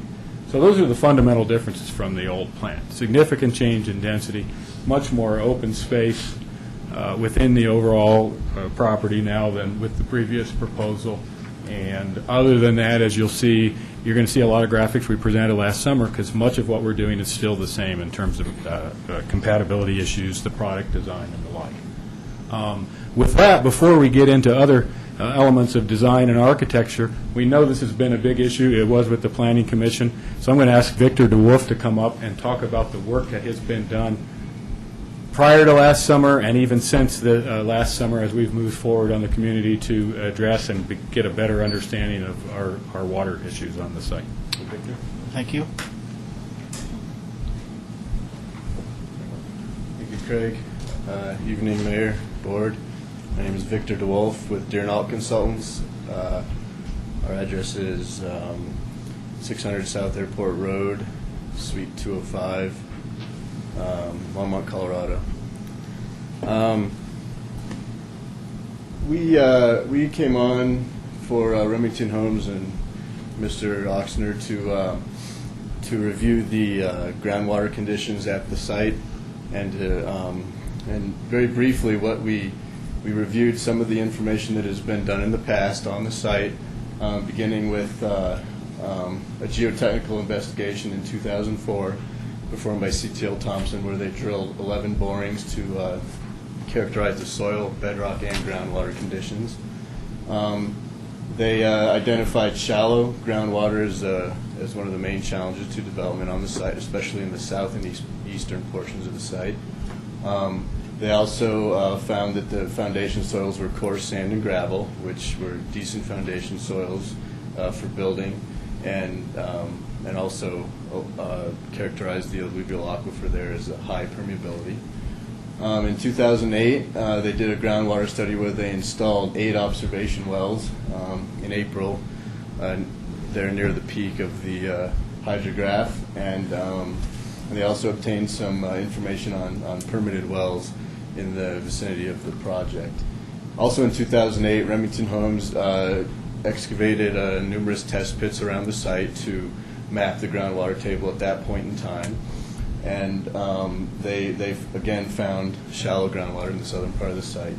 So we came on in 2009, this spring, and reviewed all this data, and we monitored groundwater levels between May and August this spring and summer, and used some of that data to develop preliminary conceptual design for a subdrain system, relocating the Hake Ditch, which crosses the site from the southwest to the northeast. And we also considered alternatives for detention pond construction and design. And we developed a plan for continuing monitoring of groundwater levels and aquifer testing. Now, to briefly summarize what we thought were the concerns of the community were the question of whether or not site drainage can be used to mitigate the shallow groundwater conditions, and to develop the site as planned, whether it include basements or just pre-tension slabs or some combination thereof. Will the existing permitted wells in the town of Superior be impacted by any construction of a subdrain system? And will the detention pond intercept groundwater and become a nuisance to the community, like if the operation and maintenance of a wet detention pond with mosquitoes and whatnot? Briefly, our opinions were that dewatering using engineered subdrains and appropriate site grading should allow the proposed development. Now, our opinion was that some combination of site draining and or balanced cut and fill would be necessary, and I think the design of the community shows they can balance cut and fill without importing soil to raise the site. And also to relocate the Hake Ditch. Our opinion was that relocating the Hake Ditch would help to lower the groundwater table in the south and eastern areas. And we recommended that ongoing operation and maintenance be performed on that ditch. We recommended the ditch be piped to carry 3.66 CFS, the maximum decree for that ditch. And then for the permitted wells in the vicinity, we're of the opinion that the site drainage will have little or no impact on the shallow wells downstream from the site, because the Coal Creek alluvial aquifer is going to recharge those wells much faster than any water coming off of the site, and that's due to the geometry of the aquifer and the high permeability of the soils within the aquifer. Obviously, the development will have no impact on deeper Denver Basin water wells, because they tap aquifers that are further deeper down in the ground and not recharged by Coal Creek itself. We also recommended that a dry detention pond could be constructed with appropriate grading and or lining, and we believe that their new design of the detention pond incorporates that recommendation. I can go a little further and show some of the data that we used to form our conclusions. First thing here, this is a geologic map we constructed. It's made of 3 different ages of alluvium, but they're all coarse sand and gravel. This map shows the groundwater surface during our highest measurement, which is near the beginning of May, and it shows a mound of groundwater in this orientation here, which is essentially parallel to the alignment of the Hake Ditch, which is right here. And it was running at the time of these measurements. This next map shows our lowest measurement, which was, I believe, in August, the end of August, and and the ditch was not running. Here's the ditch again, and you see this general pattern of the groundwater surface being recharged by Coal Creek Aquifer, which comes along the southern edge here and then curls up along the southeastern boundary of the site. Just to show briefly, we also did a couple north-south cross sections and east-west cross sections, which I'll get to in a couple slides. This is the groundwater level that we collected from the monitoring wells on the site. And you can see we have some of the data from April 2008 from the wells that CTL installed. We have no data between there and our first measurements in May. So our goal is to complete this hydrograph to see what type of pattern it shows for the groundwater at the site. But our data shows that it peaks in the spring and then trails off towards the end of the irrigation season when the ditch isn't in use and there's less runoff. The cross sections A and B are the east-west sections. From east to west, high to low ground, and it just shows the difference in water table that we observed on the site. And you can see that the higher water table is much higher than the lower one, especially in the vicinity of the ditch, which, well, in section A it's actually down here, but in section B it shows up in this area right here. The north-south cross section, so the same thing. Again, this is north to south, high to low, and they show deeper depths to groundwater in the north, and then shallow depths to groundwater in the south part of the site. And again, here we have a large difference in groundwater table elevation, and in this vicinity is where they have where the detention pond will be, and I believe they've chosen an invert of that pond to be at about 5510, which would allow the lower groundwater table to be below the bottom of the pond. Again, we feel that this higher groundwater table here is influenced by the ditch, and so by piping that ditch through the site, you can effectively lower that groundwater table down to the lower measurement that we had. This is a conceptual pre-design drawing of what we envisioned the subdrain system to consist of. Obviously, perimeter drains around each house, linked to a collector drain, linked to collector drains under the streets. We have a main collector drain in the center, and we also put a perimeter drain around the entire development with an outlet back towards Coal Creek in the southeast part of the property. Now, this type of design we believe can lower the groundwater table because the soils are such highly permeable soils, and in conjunction with piping the ditch across, we believe that such a robust system would allow possibly construction of basements in the area, but we have more work to do for that. This map shows the permitted wells that were reviewed in the vicinity of the site. They're shown here in the original town, as well as a few up here, and with their depths and permit numbers.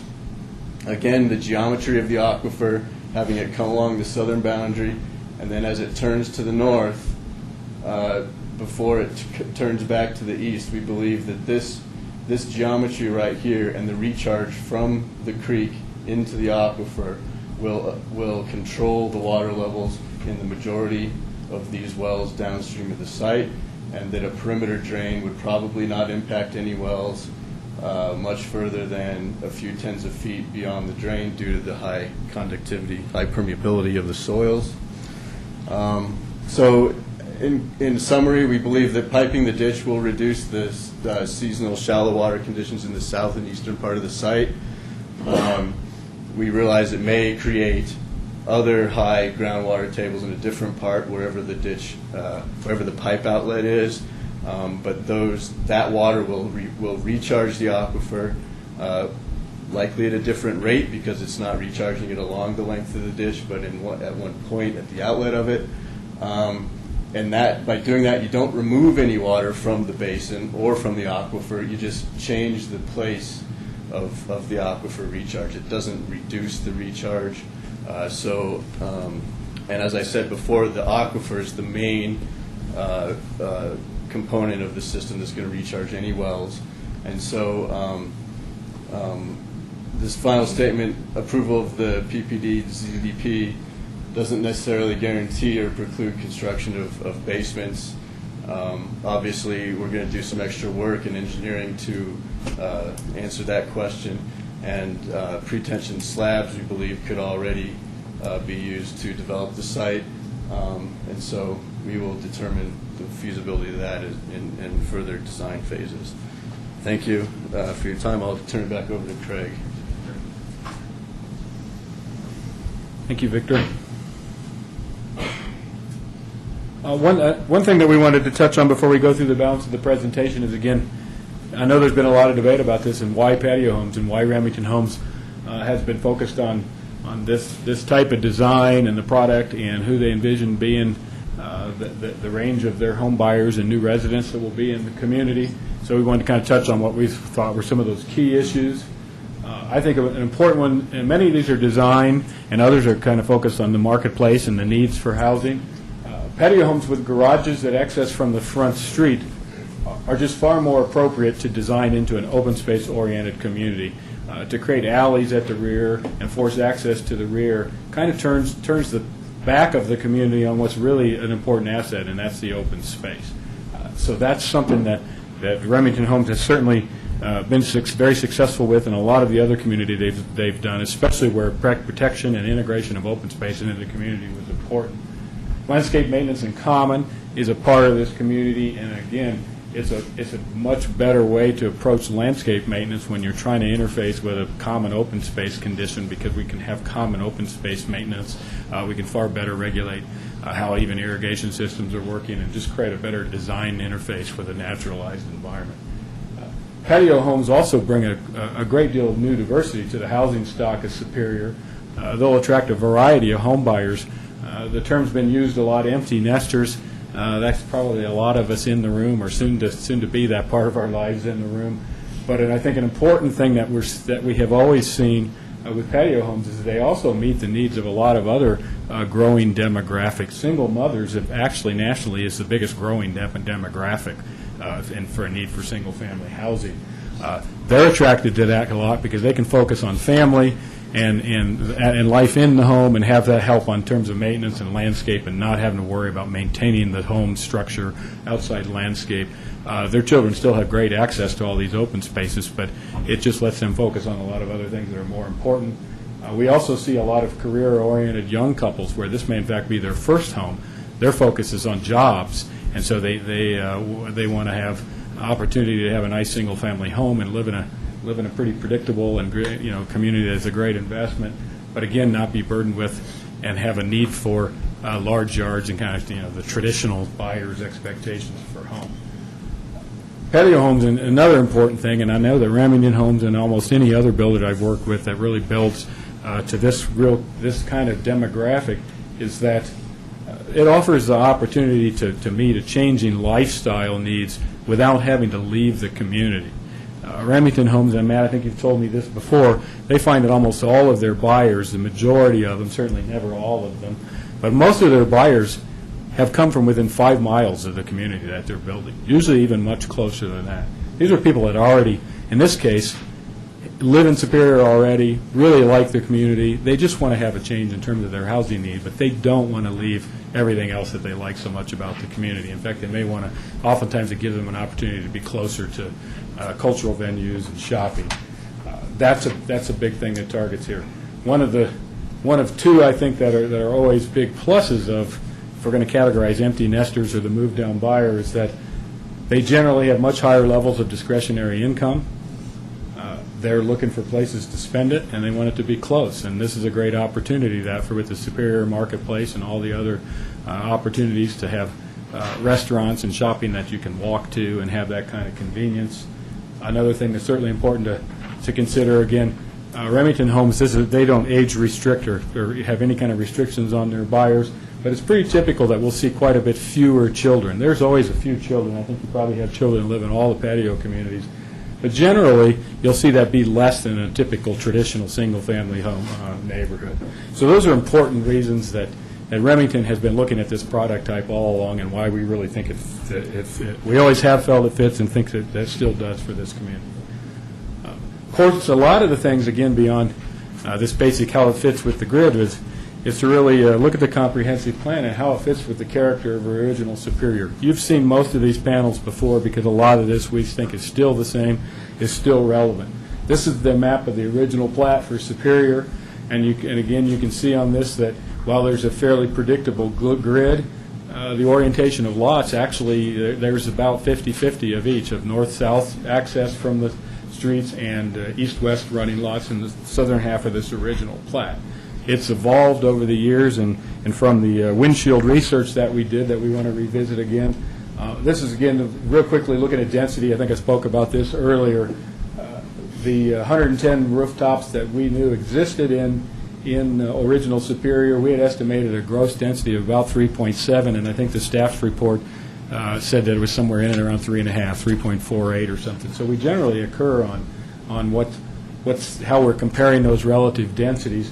And likely, even if you saw all the vacant lots that you have there now, if they were developed, that density in a gross basis might come up to about 4.5 units per acre if all those home sites ultimately were developed in original Superior. We looked at home orientation, and so even depending on block orientation and how the lots were platted didn't necessarily mean that that's how the homes have been oriented to the streets. Generally, more or less about half, a little more than half rented to north-south, and a few less. In our plan, we have about 58% that are oriented to the north-south running streets, and the balance are oriented to Charles Street. So pretty good mix of lot orientation. We looked at the comparison of how many homes actually had front access versus access from the alleys, and found that actually an overwhelming majority of the homes actually took access from the front streets and not the alleys. Again, we think that speaks to the compatibility of the patio home design with original Superior. Looked at access onto Coal Creek Drive. We were asked long ago, and we've left this way with the current plan, that we don't have any actual garage access from Coal Creek to try to keep that street as more of a main neighborhood street. We did, as you'll see in some of our later graphics, we have created side elevations and moved doors around to the side of the units so that even though the garages don't access from Coal Creek Drive, those homes face that street. 2 stories, again, we don't anticipate a predominance of 2-story homes within this patio community, but Remington's Home does have some patio designs that they expect they certainly may have some within the community. I think those are the ones that often appeal to maybe the single mothers or the family buyers that want to get into a community, patio home community, because they generally have some bedrooms up and more kind of sleeping rooms and other living space, which necessitates or makes some benefit to this 2-story design. This graphic shows the Tract F, which is to be the purchased and or dedicated open space. So again, that's the 13 acres that are going to be acquired, and also includes the 4 acres of the existing conservation easement on the site. There's also a small pocket park at the northwest corner that was a part of the plan last year and is still there. That will be dedicated so that if there's ever in the future plans to do any reconfiguration of that intersection, that's already a tract owned by the town, and there'd be some flexibility if there needs to be any changes to right-of-way or street configuration there. These are the private open spaces within, again, that net area of the community after the other dedications.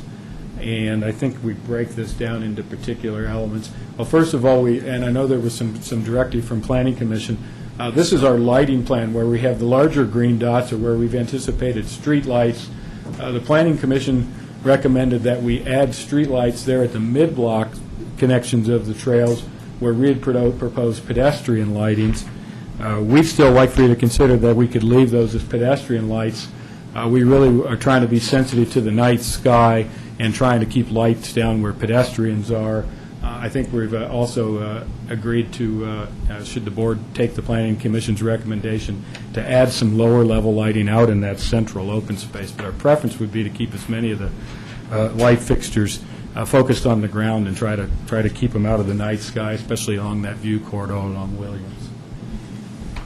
Stormwater drainage and detention. Our main detention area that Victor spoke to is located down in the southeast corner of the site. This is a change somewhat from the previous plan that we had proposed. This detention will be within a private HOA tract of the community rather than an easement over what was going to be dedicated land. It'll effectively take on the visual character and blend into the open space, but it'll actually now be, the pond itself will be on an HOA tract rather than any of the publicly dedicated area.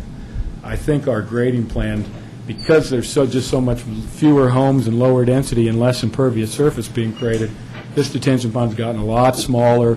We're able to keep it quite a bit shallower, and we've really looked with the grading to spread it out and blend it into the open space context. We've used side slopes as flat as 10-to-1 slopes rather than the typical 4-to-5-1 minimum, so that when you look out across that open space, it's really going to be pretty hard to discern it as open space. It'll look much like the images that we have on the right. The trail systems, the color is red is where we're going to have 5-foot connecting sidewalk-type trails that are effectively kind of connections of the sidewalk system of the streets. We have added based on comments going through Planning Commission and staff, we added a decomposed granite or soft trail that take us up to Coal Creek Drive from that mid-block pedestrian area in our central open space. And then we also intend to build the 8-foot soft trails through Tract F as a part of the improvements down there. Again, this is that mid-block corridor that I think was pretty important to the board when we were back here last summer. That's still within the plan. We have this is the existing view, and you can see some of the homes out the southwest corner of the Sagamore neighborhood in that image. And then in a built condition, there'll be the corridor. Our roof heights and things should be comparable or lower than the neighborhood off to the west. So that's what we predict will be generally the view that'll be there when it's done. There'll be that 60-foot street corridor. There's sidewalks. There just won't be a street connection. Community imaging, that's been important from the start. Nothing really has changed here. We really looked around and seized upon what we thought were the materials and characteristics of original Superior that we could use as a part of creating the signature for our community. So we now intend to, again, have that entry sign, monument signage, and that accent ironwork fencing at our 2 access points off Coal Creek Drive. Other fencing types are similar to the previous proposal. We will have a privacy fence along the western property line where we have the off-site uses there. All the other fencing will be 2-rail fence, and we're actually going to have no fencing where our homes face our internal private open spaces to just keep that more open. Architecture and community character, that's really what Remington Homes is about with all their communities, and I don't think that will be any exception here. Matt's shown you plenty of examples of some of their other open space patio home communities like Eagle View. Saddlebrook in particular is one that I worked on with Remington Homes years ago, and it's been a hugely successful community. Has regional detention integrated with it in a 35-acre core open space. Very similar in terms of the character and the look that we think we'll see here with Coal Creek Crossing. Double E Ranch is actually up on a big sloping site. Wonderful views, but again, just great street scene. I think the picture in the lower left-hand corner really shows you can create a really dynamic and inviting street scene with front-loaded homes. We also wanted to go back, and these are pictures from the original Superior history book, just to show this is the character of the old historic homes, 1 and 2 stories, very traditional Colorado kind of ranch architecture, typical forms. We've made a couple of comparisons. The home in the lower left, that's a Remington home, and then we have a couple other images that just show some of that diversity, a couple of the other 2-story homes, newer homes that are in original Superior, and we think that they all just show a general compatibility with all the old historic homes. A couple of existing ranch homes. very, very patio home-like in character that exists in original Superior right now, and then for comparison, a couple of Remington homes that, again, they're front-loaded, but they still have a great presentation to the street. These are the elevations that we created for those homes along Coal Creek Drive, where we're taking the garage access off of the local streets that we'll be building, but we've created some end elevations that really make a front presentation to Coal Creek Drive. You'll note that even on some of the elevations, in fact, I think on all of them, we've brought the door to the home around to the side of the unit and presented to that side elevation. So they're effectively a really broad kind of ranch-style architecture presenting to the street. Elevations, even with the two-story homes that we propose, and certainly the lower one-story ranches and the like, they'll all fit within the existing height limitations that we've agreed to that are the same as the standard RL zone. Built green criteria, nothing's changed here, other than Remington may have gotten better at it than ever. Everyone's chasing that, all the home builders are chasing that, but I think Remington's been leading the way and certainly intends to do so.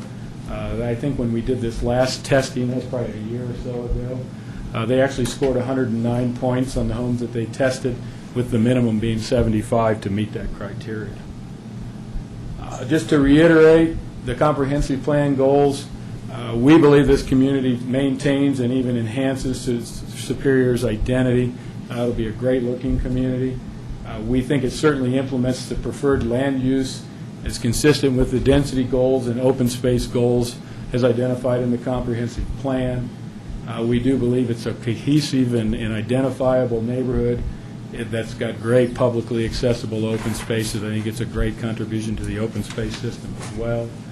Again, we think it maintains and strengthens original Superior's neighborhood character, and I think it'll lead to a great improvement in values over the years and make a contribution to the neighborhood.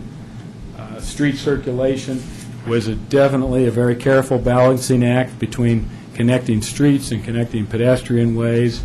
I think we've come up with as good a plan as you could possibly come to achieve both of those goals of being sensitive to the existing residents in original Superior, but creating an appropriate level of connectivity. And again, it's a great contribution to the overall park and open space system of the community. From a zoning criteria viewpoint, we believe that we've done everything we could possibly do to be consistent with the comprehensive plan. We have safe pedestrian and vehicle circulation, great open spaces. We have established development standards and that are unique to the community, including architectural standards that are included with the plan development plan. We have exceeded the open space requirements. There will be covenants that will go with the community. I think we've submitted drafts of the HOA documents as a part of the submittal.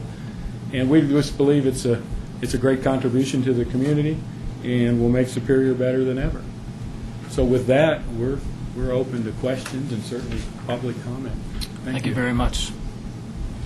So why don't we start with questions from the board? And I'm not sure who would like to start.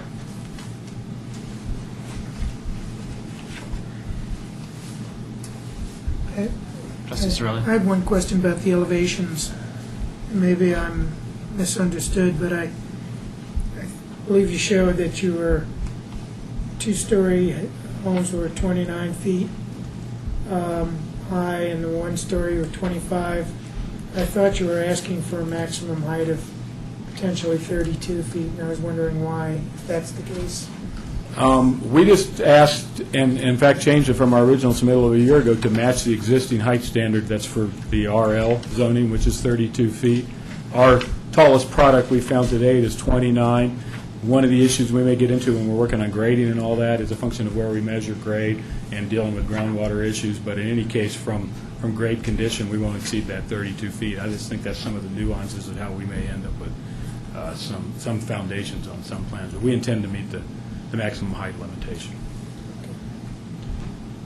Additional questions, Trustee Skumatz? This is partly a question for the town manager as well. So this is requesting lot coverage of 45%, and did we recently changed our code from 30 to 40%? Correct, within the RL zone. Thank you. I'll save the rest of my questions till after. Okay, Trustee D'Souza? I had a couple questions regarding the water tables, and I appreciate all the effort that it went into that, because that was a big issue of mine. One of the things about the aquifer recharging, I understand that's good for recharging the wells, but what about basements? Will that become an issue with the recommended changes, with the moving the ditch, and that might be some, yeah. Could you repeat the question? So one I more was just time wondering, here? So- I understand that with moving the ditch, that it won't be such a problem, the water levels for the development, and that the wells that are, I guess, east of the property shouldn't have a problem refilling. But what about basements? If you're changing that flow, will basements be more likely to flood? East of the property? East of the property, outside of the development. I think that what will happen is you probably agree that the ditch will be more efficient, number one. Mm-hmm. So there is a chance that, yes, in a permeable type of a situation like that, there'd be more groundwater. I think that there's also the chance that the owner of that ditch could sell his rights in a year, and that would all go away. So it's really, some of that's a function of just the existence of the ditch in the future, the efficiency, how much he runs it and so forth, and the usage of it. So other than that, Yeah, I think the basements in the vicinity of the outlet of the pipe would probably experience flooding. But as I understand it, where the outlet of the current ditch is, they already do have some problems with that. I haven't seen anything like that. Just based on the shallow water level, if there are basements, which I don't even know which ones have basements down there, they ought to already probably have some of those problems. And I think some of that is a function of the construction of when those houses were built and so forth, the measures that were taken at that time. Okay. And the other question I had was about soil being brought in. So with this plan, there's no plans to bring in soil, is that correct? We've made every attempt to balance the site 100%. Okay. Yeah. All right. And I think those are the ones I have for now. Okay. Let me ask a question that might help clarify, because I'm kind of concerned about that also. The ditch issue. I'm Regan Hopman with Remington Homes. Can we do the map? How do you do the map? Sure. How do you do that? No, just the Coal Creek, our project map. Just overall.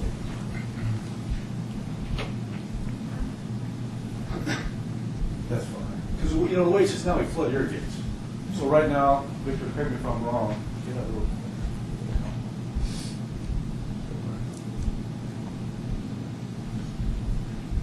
okay, so the flood irrigation comes across the project. Daylight's right here onto the Mr. Haig's property, and then he flood irrigates his whole project. So this is all his property right here. So if we pipe the ditch to the edge of his property and he flood irrigates here, what's going to be, if any, change of impact to the people that are further away from his property across that distance? Because right now it's a constant flow to here, flood irrigate. Now it's going to be piped to here, and then flood irrigate. The people we're concerned about are not Mr. Haig, because he's flood irrigating his property, or the people to the Mr. Covenant, or the people to the east. Is that Well, part we'd of be the way interested where about the Mr. Haig, water- but Yeah. he died 100 years ago. That's another ditch I used to work with. My apologies. Is, what's going to be, if any, a different impact on the way that we're proposing this? I think that, like you're saying, the impact, like I said before, the impact would probably be similar on his property because he's flood irrigating there. Obviously, the extent of what ground is flooded on his property would be more, would control more of what happens downstream, whether or not that's a larger area or a smaller area. But plain fact that there would be say the same amount of water entering onto the property at one point, Right. rather than along the length of the ditch. There would probably be more water on his land, and there'd probably be more runoff down the streets, and depending on the amount of area that it had to percolate into, like lawns or open dirt or something, it could potentially recharge the aquifer further down and raise some of those water levels. But I think mostly what you'll get is irrigated is land, and you'll have a lot of runoff down especially with the streets. It goes on the surface of this land. Okay.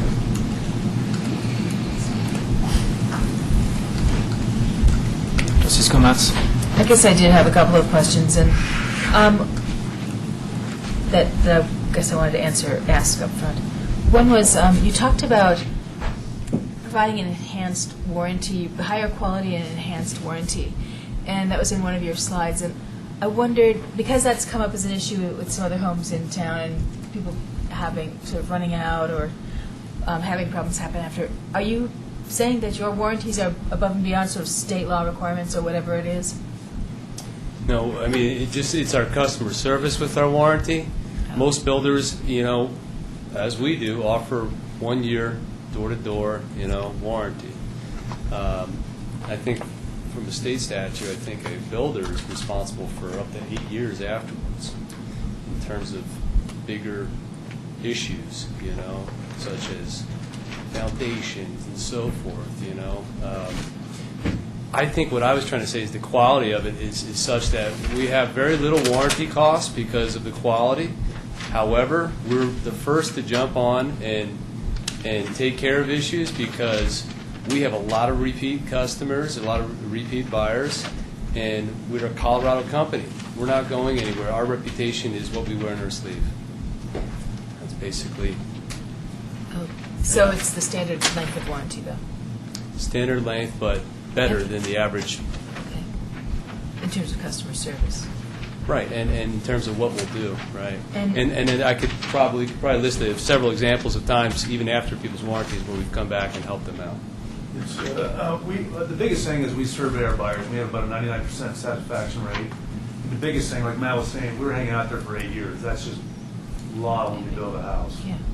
And the biggest thing you do is check our records and see how much litigations we've had as a home builder, and we've had almost zilch in terms of litigation. So I stand behind a warranty, and that says it all. The fact how many times you've been sued, and it's very few. Thanks. The one part that sounded funny to me there was you said that's the builder. You're not the builder? Who is it that's standing behind? You said No, we the are the builders. builder. That's what I thought, but then you said like that was somebody else's issue. But that's the only reason I'm asking. Okay. Okay. Thanks. Just wanted to clarify who we were talking about. And then since Trustee D'Souza was talking about the water, the testing that you did again was April through August, is that right? Both time periods? So isn't that the not wettest period? Maybe April, but not, isn't most of it earlier than that? Yeah, we did, the water levels we measured were from about the beginning of May. May 7th was the first one, through the end of August. And I believe the wettest period is probably in April, when you get most of the snow melt coming off of the mountains. Coal Creek is a big basin that gets into the mountains, and I think it's probably when a lot of that's coming in April. So we may not have measured the highest groundwater levels at the site. They may have already passed by the time we started. Given that, however, it was a very wet spring, and regardless, some of the water levels were right at the ground surface, so they couldn't even really realistically get any higher than that in some places. So we feel we were pretty close to that, but our goal is to show the annual hydrograph, and we plan on doing that with monthly to bi-monthly water level measurements over this next cycle. And during that time of the peak of the hydrograph, we may try bi-monthly readings. Thanks. I guess one other, the wording around your discussion of wells, and you said permitted wells, and it also talked about 2 aquifers. Do those 2 aquifers cover all the permitted wells, or is there some other group that maybe wasn't covered under those bullets? I kind of I didn't mean to say there were only 2 aquifers. There's 2 types of aquifers. In this case, there's a water table aquifer, which is what's controlled by Coal Creek, and it's just free to the atmosphere. So it's just an open like a glass of water. There are probably there's like 3 or 4 other aquifers in the different sandstone units that comprise the bedrock below the alluvial aquifer. The alluvial aquifer has a bottom that's, in this case, composed of claystone and siltstone of the Laramie Formation. And then below that, there are other formations such as the Fox Hills Sandstone that hold water. And those are considered Denver Basin bedrock aquifers that have different types of water, and they're much deeper than the alluvial aquifer, and some wells go very deep, and some wells don't. I guess what I'm looking for is a broader or a grander statement. Are you saying, what are any of the permitted wells, do you anticipate, can you say that you believe that none of the permitted wells are going to be affected by this? I don't think that they will be, but obviously the data that we have is just the data I'm going by, and so there's a lot of different ways you can monitor those types of wells. You obviously need to know exactly where they are and exactly what their groundwater level is and how deep they are, and these types of things for me to say, definitively yes or no whether or not they'll be impacted. But I believe in general that the proximity to the Coal Creek aquifer versus the proximity to the site shows that the impact on those shallow alluvial wells will be low. And I'll just maybe ask one more thing, and then I'll wait for everybody else's comments. The one phrase that concerned me in the notes from the Planning Commission was, it said a lot of time has been focused on how to keep water out of the basements, but at some point the town is going to have to take responsibility if that isn't figured out. That leaves me, that concerns me. I don't know who's... That was a planning commissioner, I think. Yeah. I don't know how or why the town would ever be made responsible for that as opposed to the builder. So can you explain that statement to me? Can you tell me that that's not true, that would in fact be your responsibility as opposed to the town's? I can tell you it's not ours. I'm just, okay, I just want that clear. Thanks. Thanks, sorry. Let's see, I had a couple of questions, and then we'll take some public comments. So first I have to go back to the minerals issues, and can you just give us a status update of where you are with that? Just spoke with the owners of the mineral rights actually this morning on the issue, and the objection letters are procedural.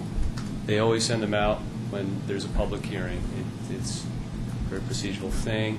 He understands that, however, we can't even begin a negotiation until we know we have a project. So that being said, he's very open to the fact of this project being developed, because he knows if it doesn't ever get developed, let's say it got bought by open space, or nothing happened, the town would surely not provide a well space for them to extract oil, gas, whatever it is. So that's where we're at. So you're not feeling concerned that will be a... No. Okay. Not at all. The town superior in the southern part has had significant difficulties with expansive soils. It sounds like this is a completely different geological formation, but can you tell me what the expansive soil issue would be in this area? CTL had, if you look through the CTL report, the soils themselves are very, maybe you can help me with the terminology of it, but what they've essentially said is you could put a basement right on there, right on these soils, without having to do any additional type of mitigation to them. And what that mitigation for us, just up the way, up in Whisper Creek, was an over-X condition, where we had to take these soils that are expansive, wet them, then put them back. We went to those extents up there. We did that for the entire site. Dug 20 feet, wet it, put it all back. Now, here, we have none of that we have to do because of the type of soil. Right, just that the expansive, the soils are primarily clay soils, and it's a particular type of clay that has a very high porosity and takes water into its molecular structure and just holds it there. Doesn't expand. And they're shrink swell soils is what they do. So, down in Texas they have problems with them shrinking and foundation problems that way. But here it's when they expand. So by wetting them, that works. But here there aren't clayey soils. They're all sandy, gravelly soils, which are very strong and non-expansive. Okay, thank you. Some more discussion about the drainage, if you wouldn't mind, or the drains per se, not the drainage. So are these passive drains that would be installed, or are there actually pumps that would be associated with them to dewater the site? Right. They'd be passive. We would do our best to we would design them to use gravity to get the water from the higher areas, that being under the site, and we would design the system to feed into larger drains that would drain out to Coal Creek. So, and then just to add to that, what we do as another precautionary measure is you have a sub pump in a basement. So it's the last line defense, which most people have in their basements, and that's the last line.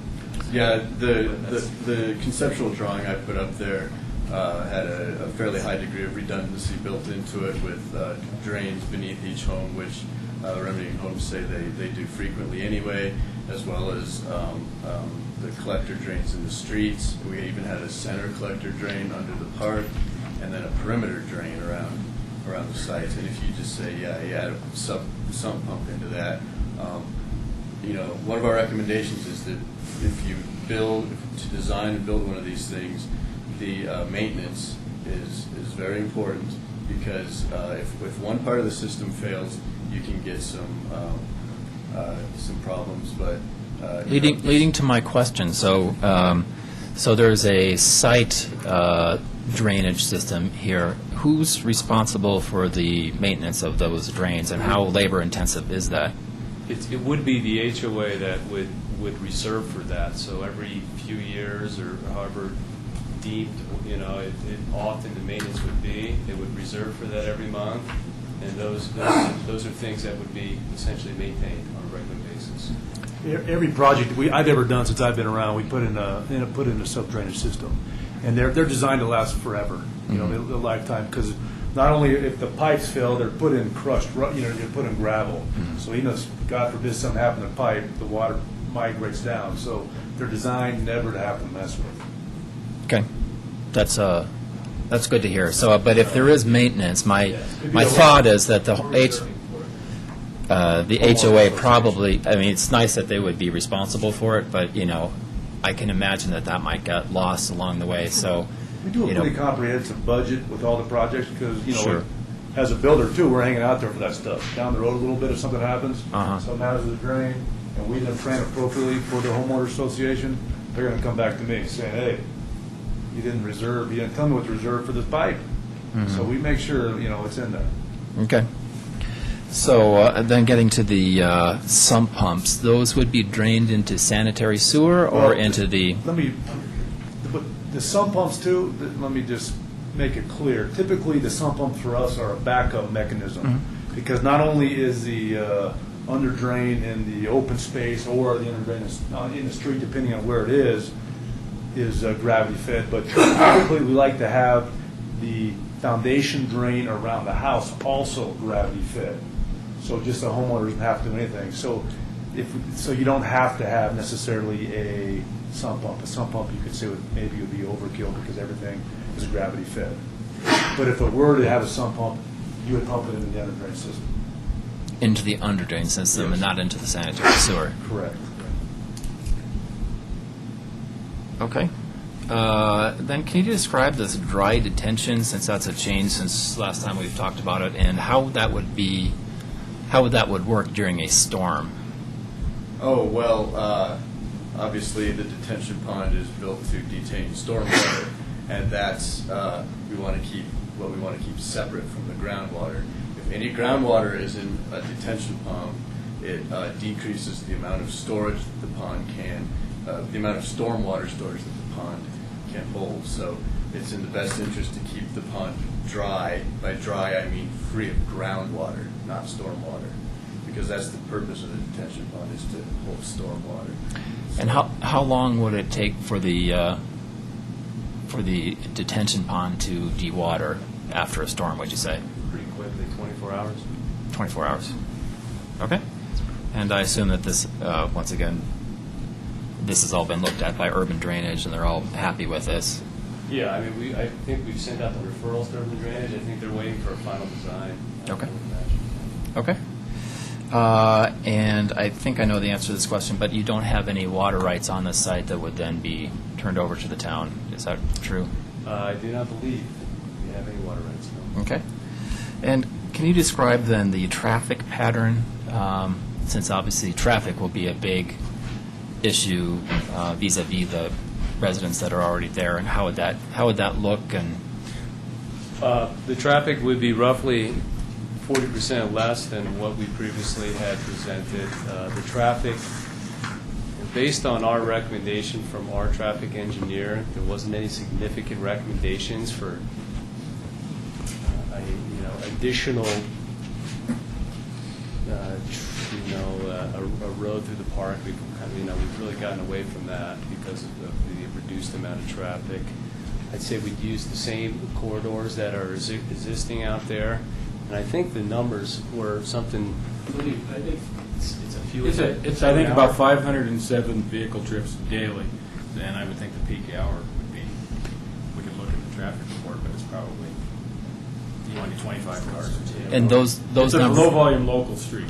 that would be consistent. I mean, I don't remember these numbers off the To top of my head. visualize but 500 cars, a 500-car local street, it would be that you would probably could stand at one end of the street and rarely see more than one car at a time, drive down a 500 vehicle trip a day residential street, like the one in front of my house. If you stood out in front of your house, you might see a car down the end of the block. It's that kind of volume of street. It's very low volume. So the volume of this plus the existing residential would keep it in the category of having a neighborhood street. Yeah, I don't think any of this impact or anything would change Coal Creek beyond its current function. But to add to that, we are straightening out Coal Creek and making that a more efficient and safer road as it stands right now because of the numbers, so. Okay. And then just about a couple of questions. I think that, you answered most of them, but coming from the Planning Commission, there was you agreed to everything except for two, I think. One had to do with the pedestrian crossing at Coal Creek. Yeah, Craig would like to talk about this because he feels strongly. As a planner, I have found in my personal experience in our neighborhood, I live in West Washington Park in Denver, and as a part of trying to mitigate the impacts of one-way streets that we've had there since 1956, there were mid-block crossings created in the neighborhood rather than crossings at lights. And in the 23 years that I lived in the neighborhood, the only fatalities that we ever had, pedestrian fatalities in our neighborhood, were at the mid-block crossings. They create a false sense of security for pedestrians, and there's no reason for a vehicle to have to stop. People get into the bad habit of thinking, I'll just race through there because I'm just worrying about getting a ticket, and that's where people get hit. So we would rather see people come out to Coal Creek and walk down to the intersections and cross to the park. That's really our opposition to mid-block crossings, unless we do a lot of things to make them safe. But the pattern of drivers is especially after years and you live in the neighborhood, people ignore them. And that's been our personal experience in our neighborhood. We took them all out about 10 years ago. Okay. And then the other one had to do with the mid-block streetlights, which I believe that you already addressed. And what would be a typical design in terms of pedestrian and just general safety in terms of lighting? Is this consistent with that? Could you repeat the question? So it had to do, the Planning Commission's recommendation was to add mid-block streetlights to 6th and 8th Avenue. Right. Which y'all weren't too interested in. And so I just wanted to make sure, and I believe in night sky issues, Yeah. but I also believe in pedestrian safety and generalized security, and how does this comply with Yeah, that? and I think that in concept, what we imagined would happen in the mid-block streetlights would be something pedestrian, like something like this, and not a big casting 1,000-watt type light hanging over. The reason for it is, in our communities, when we design, typically there's always a light next to the front door, and there's usually a light near the garage doors. So it casts a lot of light out into the streets naturally, and people leave their lights on all night long. It's just a natural occurrence. So the streets themselves would be lit. At the ends, they'd be lit. And then with something like this, we think it would just minimize the pollution of light, which if I were a neighbor of the community, I would want that. I wouldn't want excess light. So it's for more than one reason. Okay. Thank you very much. Those are all my questions. Trustee Skumatz? You remind me of one follow-on question I was going to hold, but I might as well ask now. So given that you think the light from people's garages and houses or whatever are going to cast onto the street, what's the setback from the street? What's the setback from the neighbor's home and from the edges of the property for these houses? Each house from one another, is that Yeah. what the question is? And also from the street? Sure, we can pull that up. Because my light certainly doesn't cast on this street. Well, we don't have the setbacks in there. No, I didn't see them. But I'm going to go from memory, and somebody please kick me if I'm wrong. Okay. I know that we had set a standard that all the garage doors that face the street would be a minimum of 20 feet, and then I believe that we do a lot of porches and then living area forward of the garage as part of that recessed condition. I think the closest that can be is, I think it's 18 feet. Back will walk, the living space is 18, back will walk, the front porch is 13, back will walk, the side of the garage is 13. So the back is right here. And then we also integrated a stagger, so you'll see that vary from those minimums so that we get differentiation depending on the homes along that street. And side to side, how far? Side yards are 5 feet, so there'd be a minimum 10-foot separation. And I think with that 60-foot product, 60-foot lot in the products, you'll generally see that be a little bit more than that, but those are the minimums.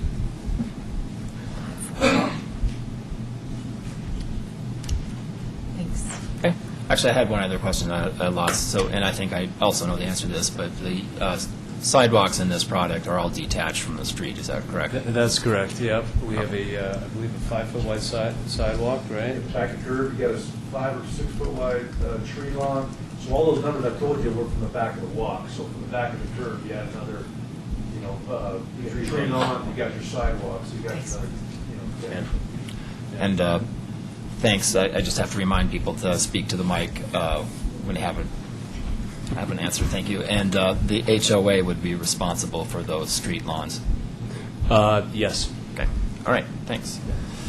With that, I'd like to have some public comments and name and address, if you wouldn't mind, for the record.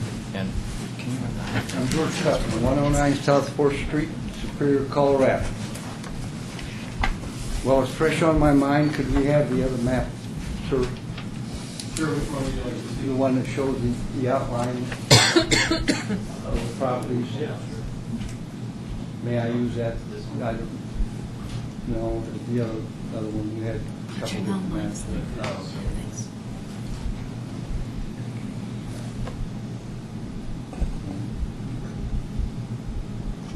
No. Well, that's close enough. Where's your little red button?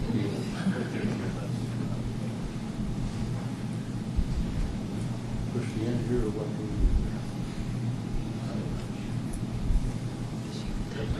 Okay, I'm a Kuffner, and the property that we're talking about consists of, from this point here, down here, west, all the way up here to this here point there, back down this way here.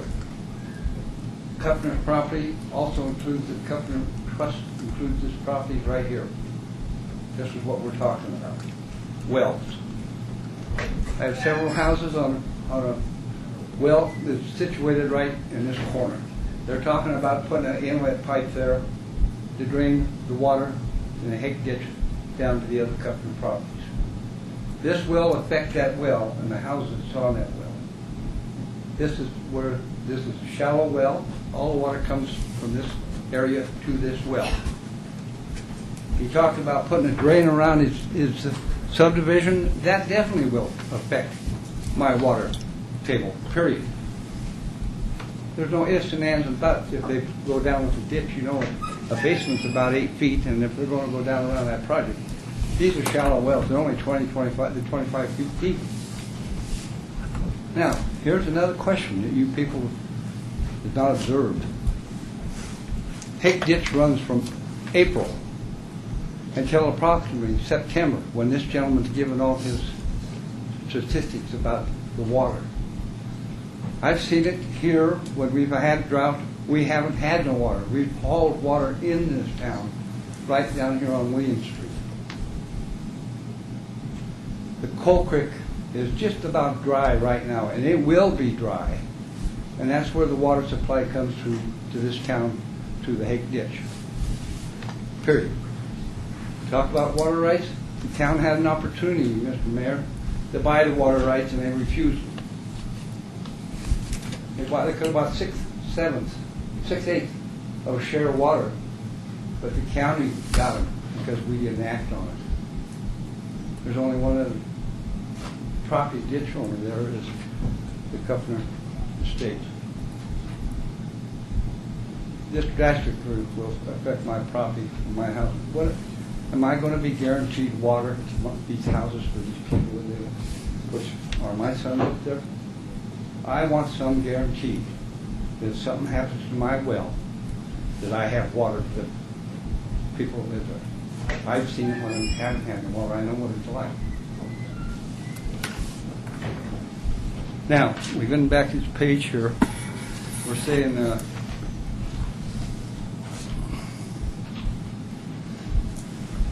and I want to know when this transpired, if you don't mind. I'm talking about 20 people that I know that didn't sign this petition, which says they have 100% in your packet on the second page. The petition was signed by, and I don't want to see the lights. This is a public hearing, please. Distract me from what I'm doing. It says the petition was signed by 100% of the landowners owning 100% of the land in the area proposed to be annexed. That's not true. It's the property. This property owner. Property, I'm talking property, land, whatever. I'm a property owner, and the companies are property owners in this town, have been for 100 years.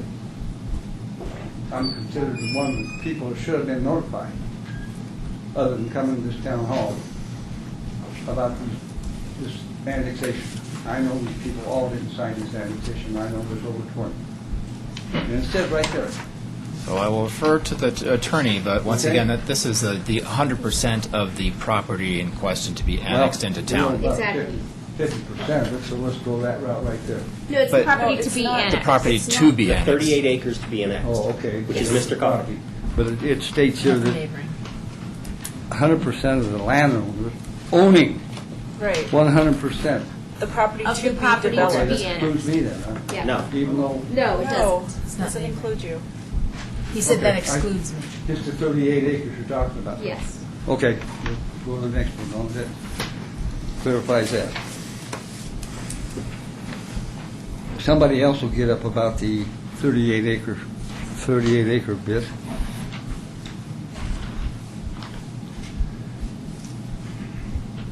I already mentioned about the ditch from April to September. What are we going to do from September until end of March? If they got this drainage system around this project, we're not going to have no water. Definitely. I've lived here 70 years. I know what the water situation is, man. I got other things. I'll speak about them later. I'm uptight about this water situation. I'm saying this and that. I really am. Okay. Thank you.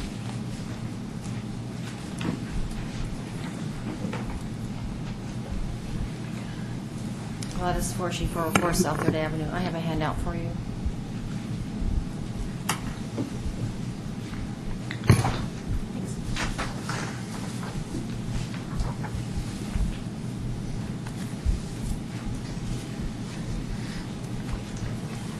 As I stated at the last meeting, we were talking about this public hearing. I do have a lot of items that will take more than 5 minutes that is allowed. This handout that is given to you has my name on it because of the fact that I have a lot of issues. But I have also included in those issues comments of people that live in Original Town and Sagamore that have concerns about this also.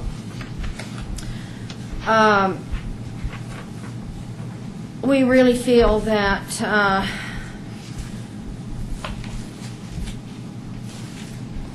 first of all, I guess I need to ask, this is recorded as a public hearing, so that all of this will be documented. Is that correct? Mm-hmm. Okay, thanks.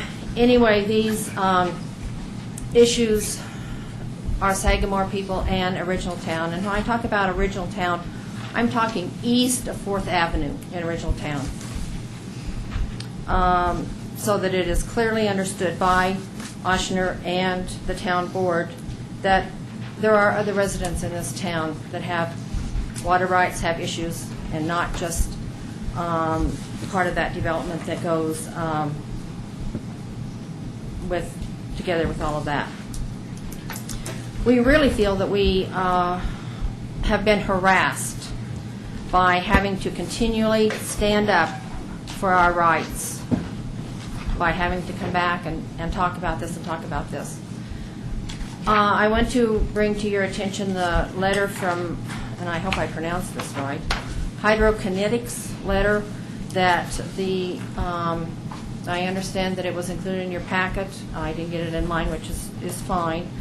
But I want to bring this letter to your attention to the fact from March 26th of 2008 that it is a report that you hired to have done. You paid money to have this done. And in that letter it tells you that there are water problems with this piece of property. And it is not really in the best interest to develop. The mineral rights has been discussed. And I guess we know the latest on that issue. I think that until that issue is totally resolved, I think this annexation project needs to be put on hold, very much so. I have several issues with the papers that have been filed by Ochsner, Remington Homes, whoever, the developer, whatever term you want to use. The Deer and Alt report was not available to town residents to look at, to get any of that information. And that's not right. We should have had, once that was presented to the Planning Commission, then that should have been on file at the town hall. And some of us residents come down to look at that, and Phyllis didn't have it. And it's not Phyllis's fault, it's something that should have been on file. There needs to be a correction in these papers. In the November 9th town board packet, in the petition for annexation on page 3, they don't even have the right fire department. They don't have the correct name for the fire department that's going to give protection to this district. They still have Cherry Vale. I mean, if we're going to submit this information, let's get it correct. I think there needs to be more clarity about whether they're going to be ranch or two-story houses on the lots. I've seen both of them described, but I haven't seen which lot they're going to build which on. And I think that needs to be clarified and in the papers that are filed. There's been extensive discussion in the past about construction dust and construction traffic. I have not heard anything at all about construction traffic tonight. Dust, not really, hardly. And that has been a big, big issue in the past for Sagamore residents. And I think that it needs to be looked at extensively.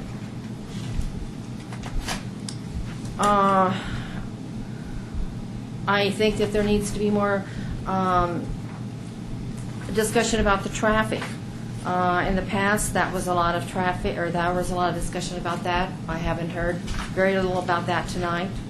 So I think that that needs to be discussed further and more documentation on file about that.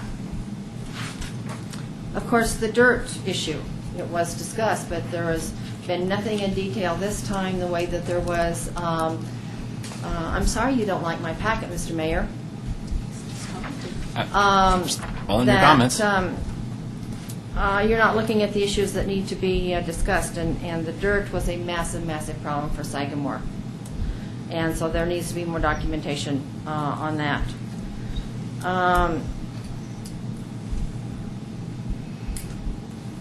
On the streets, they're going to be 60-foot wide streets. That includes or excludes the sidewalks. Because we had 60-foot wide streets in South Edition and Town of Superior, and they've been cut down to 30 feet. And there isn't that documentation either in any of these. The water wells, there has been a lot of discussion before. Any grading, it doesn't matter, any grading for anything will affect the water tables, and you can't tell me that it won't. In the October 27, 2009 Planning Commission, Fred Fox mentioned on page 3 that it is not a land, the water is not a land issue. Well, I'm sorry, land and water go together. You have to have the land before the water can flow in the water tables.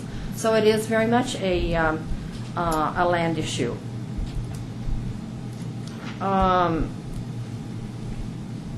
It also states on page 5 of this week's packet on the annexation agreement that 500 feet is all that's looked at as far as what's going to affect wells. Now, that's not true because of the fact when Sagamore was put in, it affected original town wells. So it can affect a well down here on First and Williams, and there isn't any way that you can't tell me it won't because I have a water certificate. I do understand water to a degree. We have a hydrologist that lives in town, and so there is not enough attention paid to the water table levels as to how it's going to affect a lot of areas.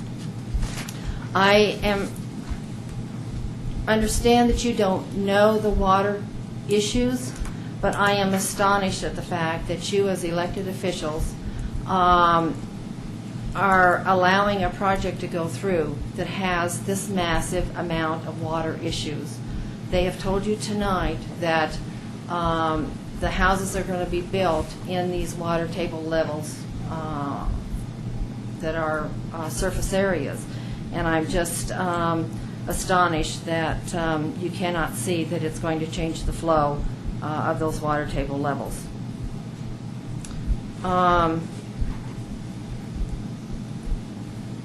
On page 10 of this week's packet and also in the October meeting packet, the alternative. And I had mentioned this to you at other times before, and that is open space for this area and no development at all. And there are several that would like to see you have to consider that alternative very, very seriously. Basements have been discussed, but you've also got to understand that basements in original town are not like basements in your house in Rock Creek. In the olden days, they were known as cellars. And there are houses in town that have the old-fashioned, quote-unquote, basements that are cellars. They're still basically one of the same things. But you've got to consider, or you've got to understand that there's a lot of basements and cellars in original town that have flooding issues in them. Dry year, wet year, whatever. It depends on what their water flow is for their table in that area. So you've got to consider that. I'm glad to see, Lisa, that you did pick up the comment about the Planning Commission, about whether the town would be responsible for the basements, because that will be one thing. The residents had to hire an attorney last year when this issue came forward to protect our rights. There are water rights in Original Town other than the Kuffners, and we have every intention of protecting those water rights. And I think we made it very plain last summer that we will hold you responsible. And I don't know, my tax dollars will go to fight you in court. So I think that you need to seriously look at this, this water issue. There's no money coming into town after this project is complete. There's no new jobs coming into this town after this project is complete. We come back to the William Street view, that the trees are going to take out part of that view. Yes, they've left it open, but pictures that they showed tonight cuts down a lot on that view. And I have stated that nothing, south of William Street needs to be built on this property because of the water table issues. There's springs out there, and Mother Nature is going to put this water where she wants it, not where they're going to put their drains and where they think that they're going to be able to control it. Mother Nature is going to take care of that.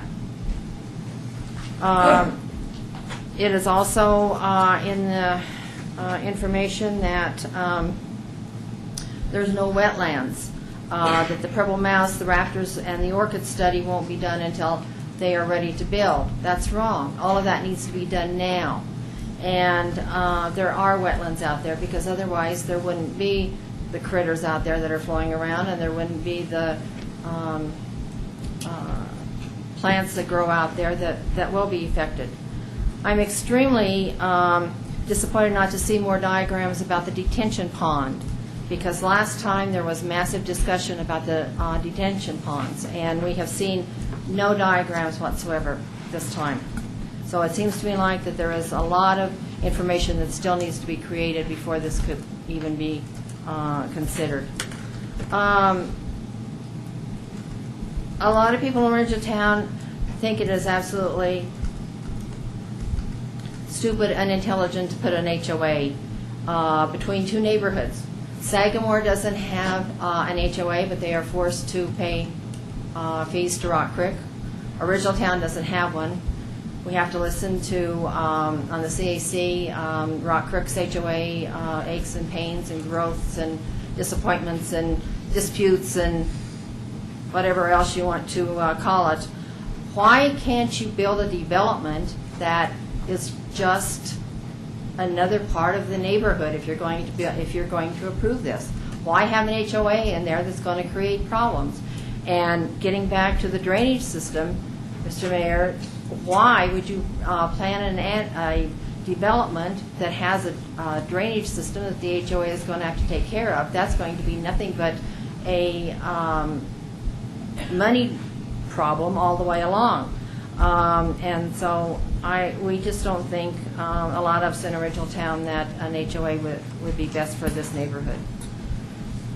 Now, this isn't necessarily mine, Dana, but as I said earlier, this is one thing that has come up with some that have talked to me. They think because of the fact that there are people on the OSAC committee, on the town board, that it causes a conflict of interest. And so, like I say, I'm combining mine and other ones that have come to me. We have told Remington before in the past when they've been here, we don't want them. That still stands. Thank you.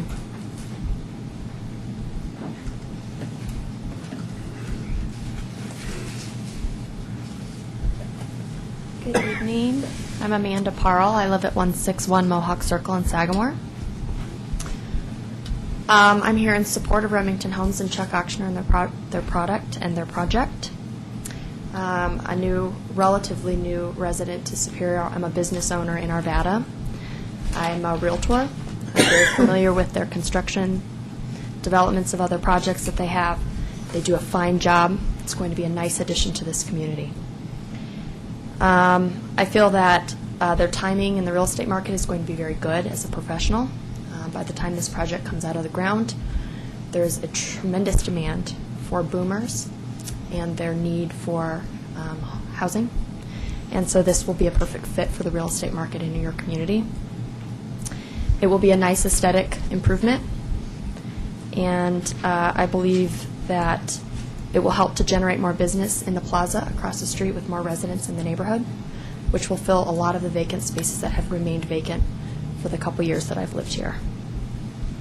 To answer a question more clearly for you, regarding the warranty issues with construction, I think your question may have been, does Remington do a third-party warranty, or are they privately warranting the product? And I would leave that to a question, are you privately insuring your warranties, or do you use a third party to warranty your product?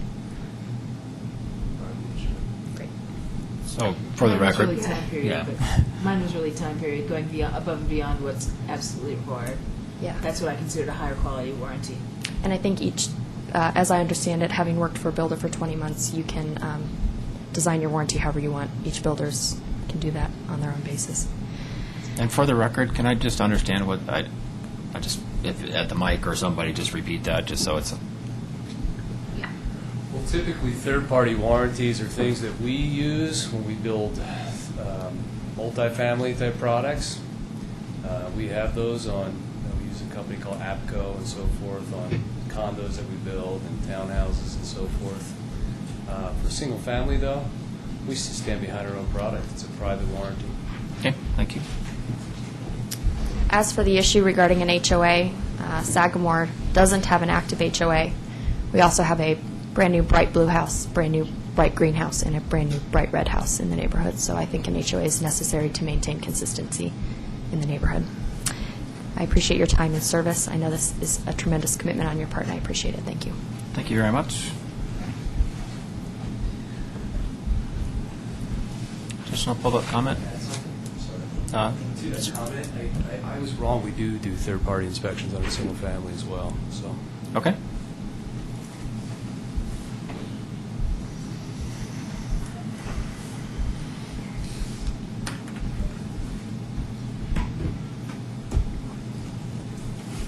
Hi, I'm Bob McCool, 312 West Coal Creek Drive in Original Town. Bear with me while I just get my notes up.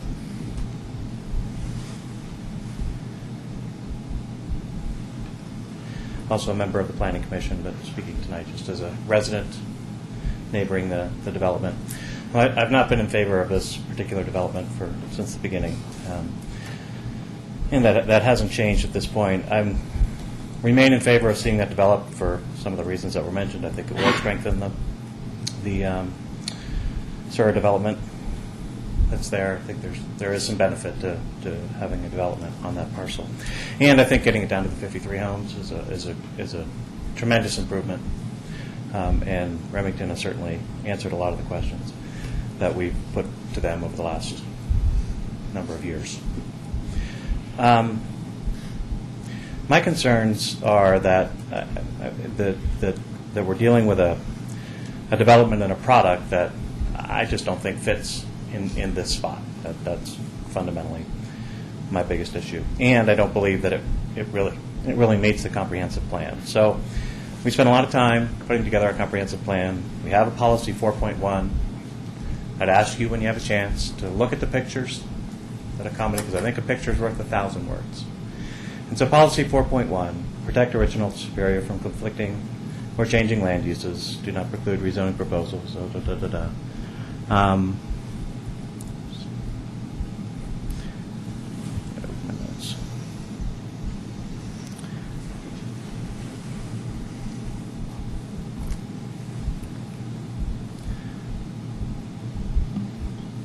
It asks, when we're looking at the development, one, to extend the existing grid block pattern and community design elements of the town. They keep talking about how we have some streets going this way and some streets going that way. What they're building contiguous to the streets run east and west. And if you look at the picture that's associated with the policy, that's rather clear that that was the intent of that policy when they were talking about extending the grid. So look at the picture that goes with it. It'll tell you. Just take a minute and do that. Acknowledge and use traditional setbacks, building orientation, building mass, and roof form. They're single-story homes, and two-story homes, there's 4-foot difference between those two styles, 25 feet and 29 feet. We have 10-foot ceiling, actually 12 in our addition, and our house is under 20 feet. And most of the historical homes, or the homes that are in original town, fall. The single stories are considerably smaller. I've been trying to figure out why they look so massive. Why does this, when I go and look at their development, why do I hear one thing when I hear the sales pitch, but feel something else when I've gone through their developments? And I think that's it. It's just a lot bigger home. It's a big footprint, consuming as much as they possibly can or allowed to on a lot, and they're tall and they're high.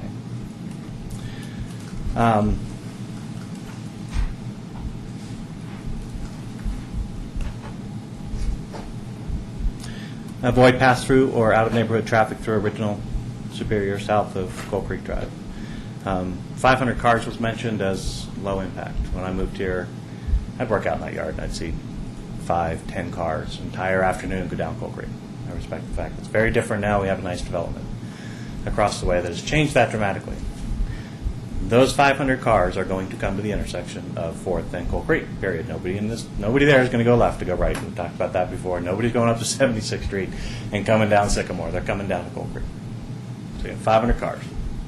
If you look at that from 7 a.m. to 10 p.m., that's a car every 2 minutes. And that's not going to be spread out like that. So if I stand there, there's going to be a lot of cars coming down to that intersection going back and forth. So don't be misled. That's significant for the 4 residents or 3 residents that are impacted by that corner.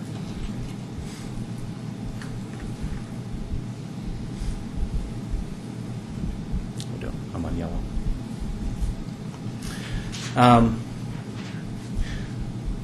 Remington Homes' job, I've been watching this for a long time on the Planning Commission. It's a sales pitch. Everything we say, every problem we come up with, the next presentation deals with it. From no longer saying anything about lock and leave, that's been gone since we brought it up.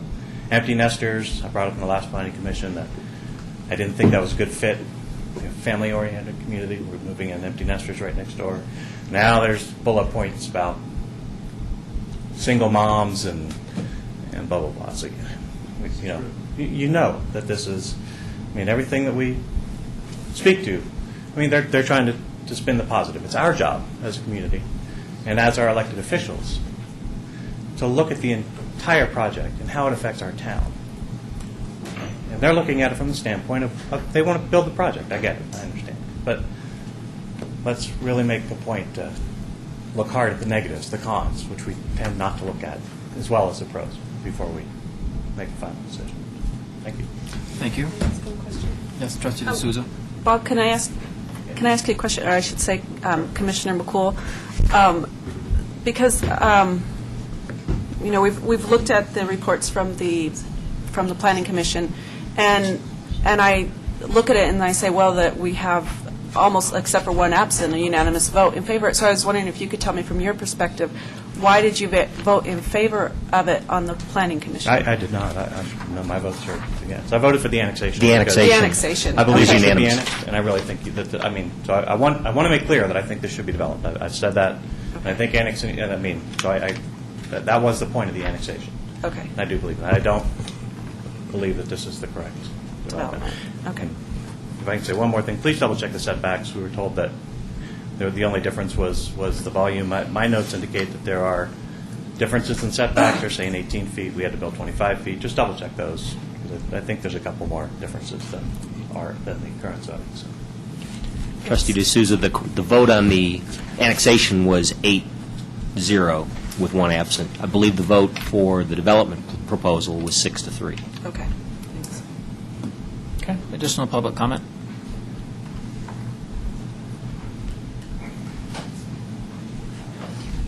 McLaren, 212 West Douglas Street in Old Town Superior. I sit back and listen to all the positive and negatives about this, and I have been watching this Planning Commission. as well as talking to residents about this development. And I have to tell you, I have to offer some support to Mr. Oshner just with his tenacity to try to get something done. My goodness, this has been going on for over 10 years. Now, why this gentleman hasn't went away, it's amazing to me. And when I look at what's been done to try to mitigate the impact of this development, and I see clearly that the town is against it, a lot of my neighbors are against it, and that traffic patterns have been stymied so that the roads lead out to Coal Creek. To me, it's not very neighborly as a resident of Old Town. I see that there are several factors about developing this property. But I got to believe that there's some use by right of Mr. Oshner to develop this parcel.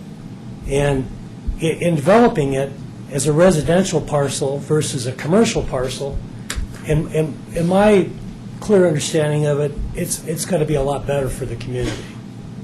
I think there's a lot of concerns that need to be addressed. Street circulation is a big one. When I saw Coal Creek develop, and I listened to the traffic reports telling me that it's not going to impact the local community, well, that's bull, because it has.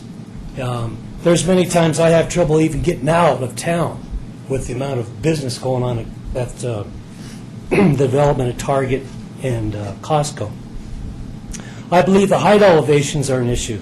I believe the basements are an issue. I believe the lot coverage are an issue in that currently it's at 40%, and I believe the Remington Home people told us that the lot coverage was going to be 45%. These are all things that need to be looked at and reviewed and worked out along the process. But I don't believe those issues need to be decided tonight. I think the decision is whether you're going to move forward or not. And I have every reason to believe by what I've seen here tonight that if the decision is revoked of having Mr. Oshner develop this property, he will go away. And I think that the town gave him clear direction years ago that Singletree couldn't be developed and that the Coal Creek crossing was an option for him to pursue. And for the town to say, no, you can't do that now, go away, I think it's a mistake. Thank you. Thank you. Additional public comment?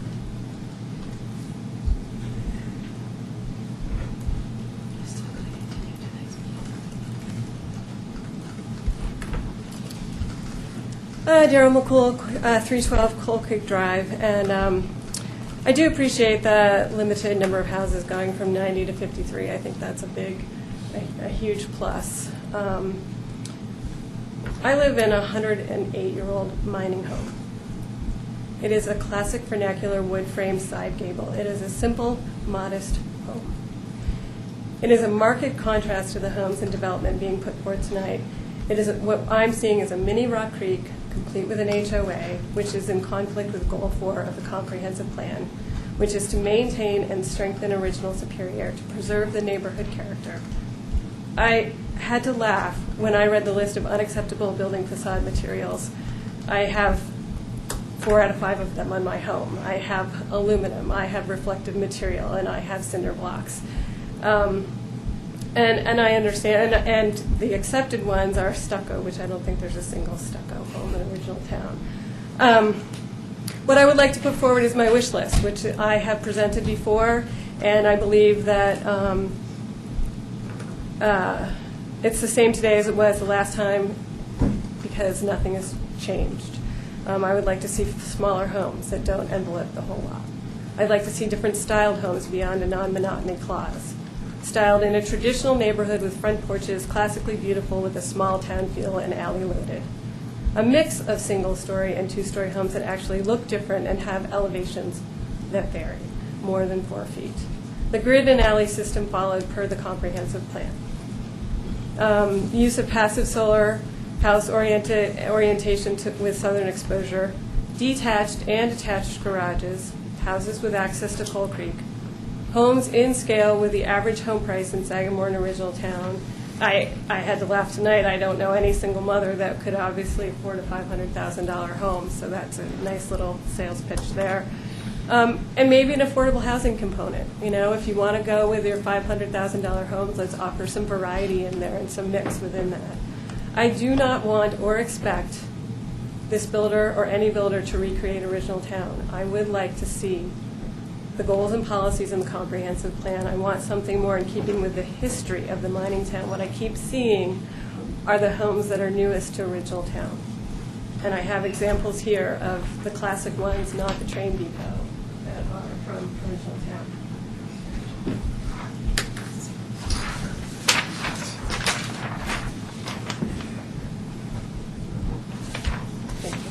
Thank you.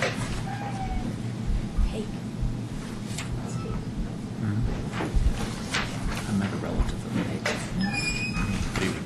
of Clint Folsom, 1605 South Elwood Court, also on the Planning Commission. Throughout the process of this approval, I've heard a common theme. Let's don't approve another Sagamore. It's too dense, it's too close, too similar. I lived in Sagamore for 7 years. I was one of the original owner. I was an original owner there. What was key to me was it fit a need at my point in life at that time. And had it not been for Sagamore, I wouldn't be here today.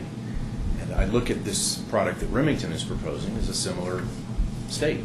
We are without any type of patio homes in this town, and I think the town could benefit from them. You know, Sagamore has definitely got problems, but it's by far from a failure. I think it fit a need when it was built. I think it continues to fit a need. There's homes there that, in some cases, sell for more than Rock Creek homes. So if it was that many problems, it wouldn't be having that success. You know, 15 approximately years ago, the town was faced with a decision. Do we approve Sagamore? Does it fit a need in the town? And I think we're at that point today, about 15 years later. Do we approve a project that is going to fit a need that we could benefit from in the town? So I would encourage the board to move this project forward. Thank you. Thank you very much. Additional public comments?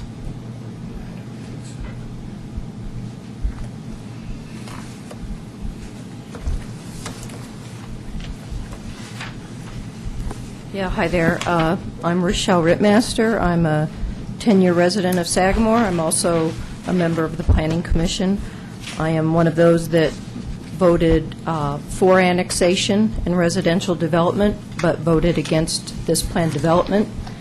The gentleman just recently left, but I guess, you know, the devil is going to be in the details in any planned development for this site. And unfortunately, because it is infill, because of impacts that will take place then to existing neighborhoods, one which is long existing and one which is existing for the 10 to 12 year period now, it is a different kind of thing than if you are developing something in an outlier area, like when you went south of Colton.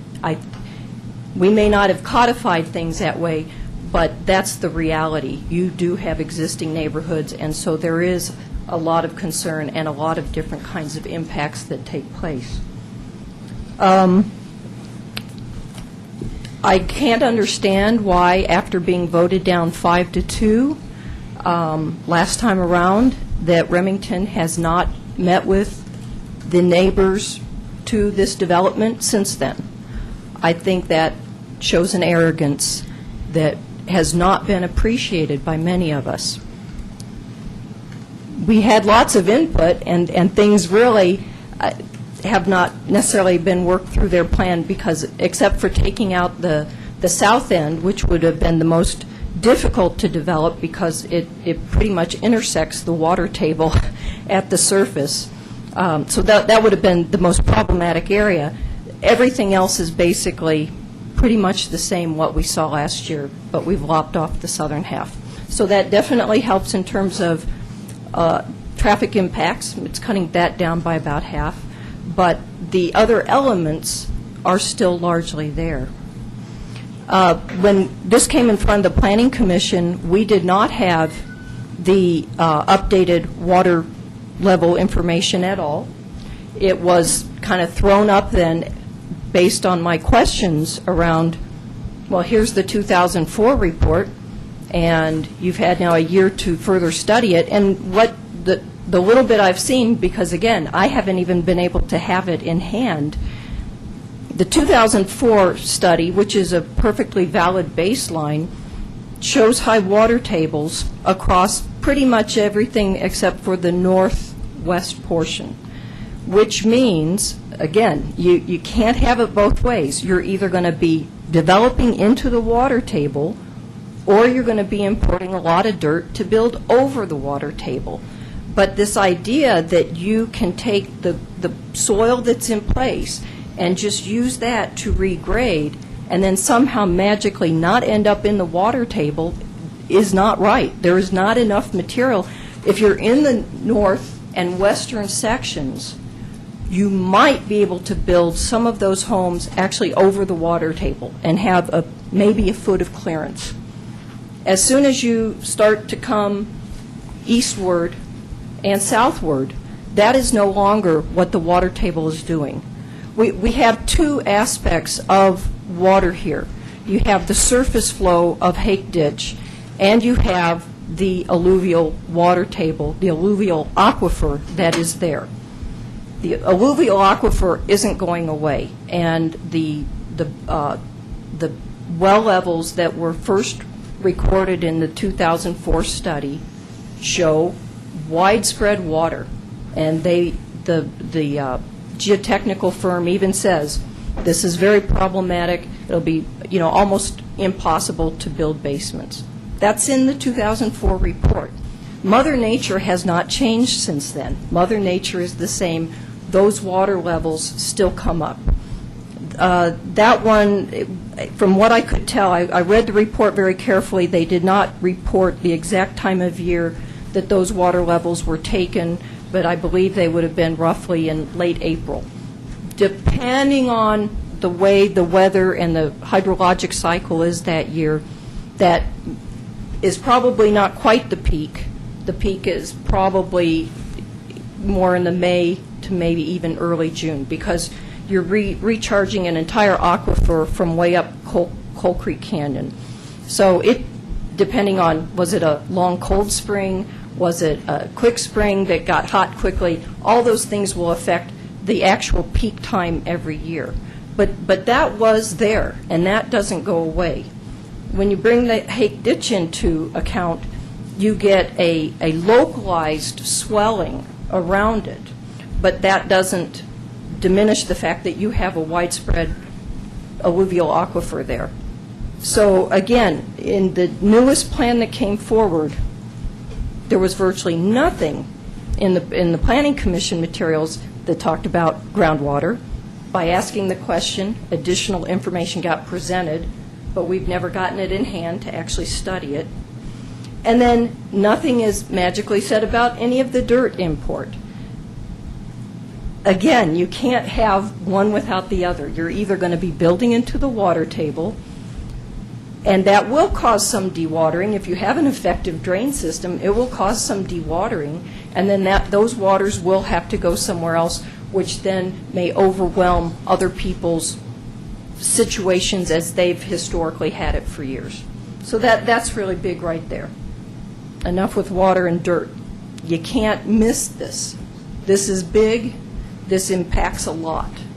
And that's the devil will be in the details there. They're talking about these as patio homes. I've gone to their website. The footprints of these really fall into what they call their estate homes. If you look at their website, they talk about patio homes. Some of these patio homes would be almost exactly what we're talking about, and that we've talked about last year in these public hearings. They have a smaller footprint. They seem to have more friendly frontages. Let's not forget that their one-story roof lines are going to be just a tad under the full 2 stories at Sagamore. So that is a massive field. That is a high roof line. So when they use the term patio home, I'm not sure why they're using it, because it really describes their estate homes. You do the math, you do the calculations. These are large footprint homes. If someone's downsizing, my gosh, they've had humongous homes. And that's just for the one story. So that mass is a factor. That is what we talked about last year. That has been continued to be ignored in the revised plan. I think that in some ways, when we talk about wanting to diversify our base for housing, I think you could look at Superior and probably say that we have the highest percentage HOA controlled homes throughout all of Boulder County communities.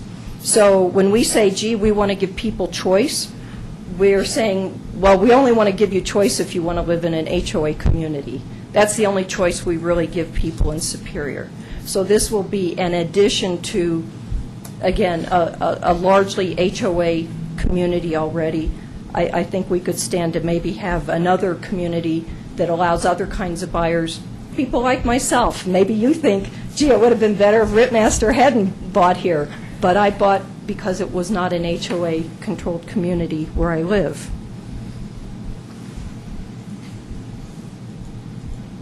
So in the end, I would say that many of us support development there, but this is not the right plan yet. We don't feel that in the last 14 months or whatever it was since they were defeated, 5-2, that they've actually heard us, because what is being presented largely is what it was before. You just lop off the south side and now make it the community's open space. So I think there's more work to be done there. I don't think you can have basements without the drainage issues, without dirt import issues. I don't, and they know enough about this site to already know where can you really have the basement homes, and they're evading all that. It's kind of like, well, we're going to see, and it's like you already roughly know how high the water table comes and where, and yet there could be all these plans to have extensive drainage systems, and I don't believe you can just work on with the dirt on the site and not then be heavily into the water table when you're building these houses.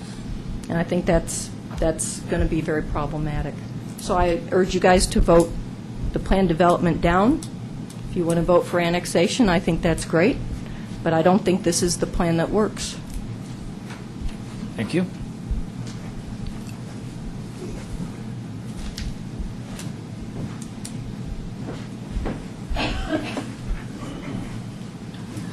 George Kuffner of 7520 West Coal Creek.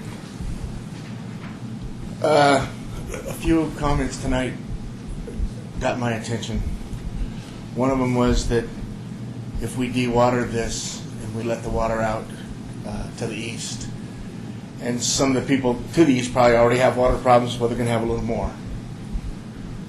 And that's disturbing to me. I mean, if you've got a little bit of a problem that you're fighting with, now you got somebody that's going to pile a little more on for you. And I felt like that's kind of disturbing to me. That's not giving much care to your neighbors. That's kind of selfish, I feel. I sit here through a work session, and I heard about our traffic study on 36, and it's already full. It's above full. So we're going to cut down from 96 to 53, and we're going to take 40% of the traffic away, but we're still full. I guess that other 60% of the people, maybe they can drive in the bike lane, or up against the wall, because it's full. The open space on the south end, I feel as a resident that they've offered us a 13-acre parcel for a very substantial price. Yeah, we'd love to have that open space, but let's not get our nose off to spite our face. that open space there in the groundwater is home for a lot of different wildlife, frogs, whatever's in there. So I kind of feel that they're holding that 13 acres out like a carrot. Give us our 53 homes or whatever we want, and then we'll give you your 13 acres. So we're gonna try to build all the way to the creek, but we'll give you the 13 acres, which is the hardest to build on. We're probably the least profitable piece of it as far as building goes, and we'll take your money and run. And the other thing is I've been around Superior long enough to know that Richmond Homes built a lot of homes, and a lot of people have sump pumps in their basements. And we've had so much trouble with them that we've actually went, and I believe we've started taking from the sump pump, putting it right into our sanitary sewer. These guys say they're going to be here and take care of that.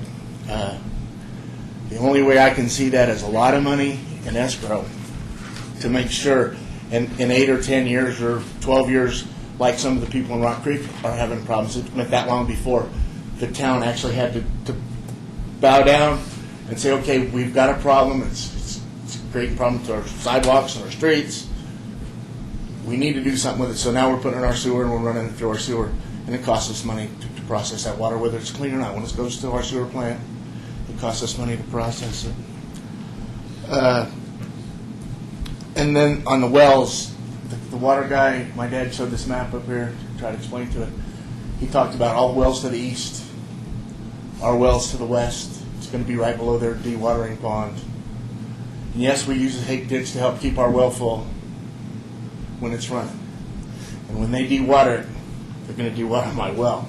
It's going to take 5 houses. Are they going to give us free water, 5 free tabs for the rest of our lives, or is that just going to become a burden on us because we thought we needed 13 acres of open space that we're paying a lot of money for? And I'd like to see, we're going to have it open. I mean, if we're going to develop it, let's develop it into something that's going to make us money in the long run and every year. Not a one-time user's fee, and pretty soon it's costing us money. Thank you for your time. Thank you. Additional public comment? Then I think, I'd like to make Trustee Skomax. Yeah, so I guess where I was going is that at the beginning of the meeting I said that we would like to extend this process to the next regularly scheduled meeting, and I don't see any downside to doing that. But Trustee Skomax, your thoughts? I was going to be specific and move to continue this public hearing to a date certain of December 14th, our next meeting. Okay, motion by Trustee Skomax. Is there a second? Trustee D'Souza, discussion regarding that. All in favor? It's unanimous. So this public hearing will maintain open until the next meeting, which is December 14th.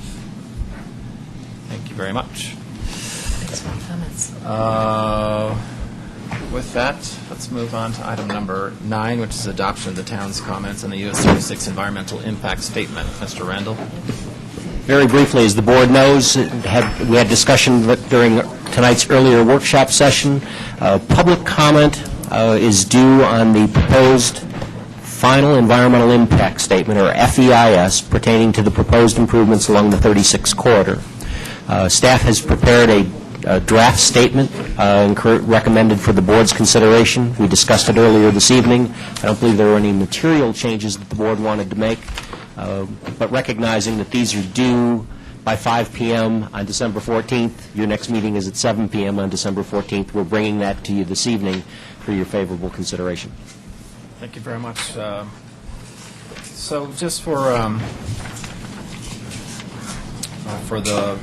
those of the listening audience that might be watching this, what are the towns, do you want to describe what the big picture of what's planned on 36 and then what the town's issues are in quick synopsis? The vast majority of the proposed plan are items that the staff recommends that the town agree with and formally support. That would include the addition of managed lanes, the methods of accessing those managed lanes. There are some additional auxiliary lanes at certain portions between I-25 and Table Mesa and Boulder. We strongly encourage the incorporation of bus rapid transit improvements, and we strongly encourage the addition of a continuous bike pedestrian path the entire distance.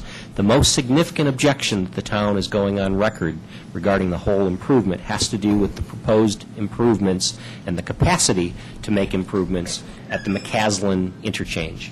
Specifically, the proposed FEIS, much like the draft environmental impact statement of a year and a half ago, calls for a bridge, ultimately, a bridge widening and the creation of additional north-south lane capacity, specifically widening the bridge pan so that we could have a double left turn lane from northbound McCaslin onto westbound US 36.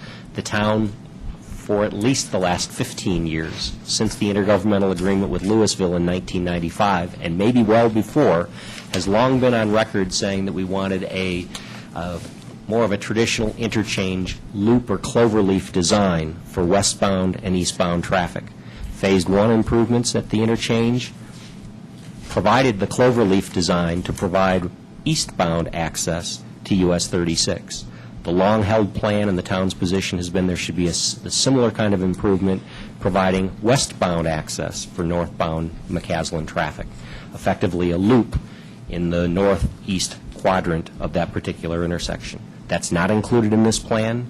It is something that we have been in heated discussions with our neighbors to the north about, but I think the town wants to hold firm that we're looking for a cloverleaf design, a looped design at the northeast quadrant of that intersection. And that is not included in this plan. That's the most significant objection. There are 3 or 4 other questions, some about future traffic counts, some about flood control, particularly as Coal Creek runs from the south to the north and traverses US 36, and there's a continuing concern about noise implications, specifically on our closest residential properties, which would be the Saddlebrook subdivision. All of those are included in the comments that we're recommending you adopt. Thank you very much. Questions or comments from the board?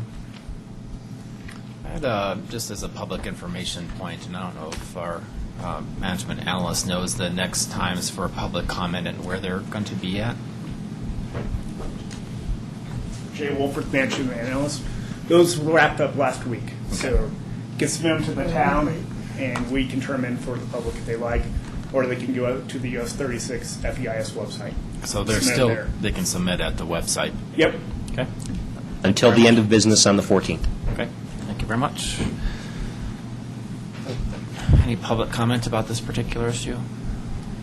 Not to entertain a motion to approve the town's comments as attached by Trustee D'Souza. Second by Trustee Cirelli. Discussion. All in favor? Unanimous. Thank you very much. That moved to item number 9, an executive session to consider the purchase, acquisition, lease, transfer, or sale of real, personal, or other property pursuant to CRS 24-6-402, print 4, print A, on various real estate transactions. And I'll entertain a motion by Trustee Skumatz. Second. Trustee D'Souza. Discussion. All in favor? It's unanimous. We're in executive session. Thank you.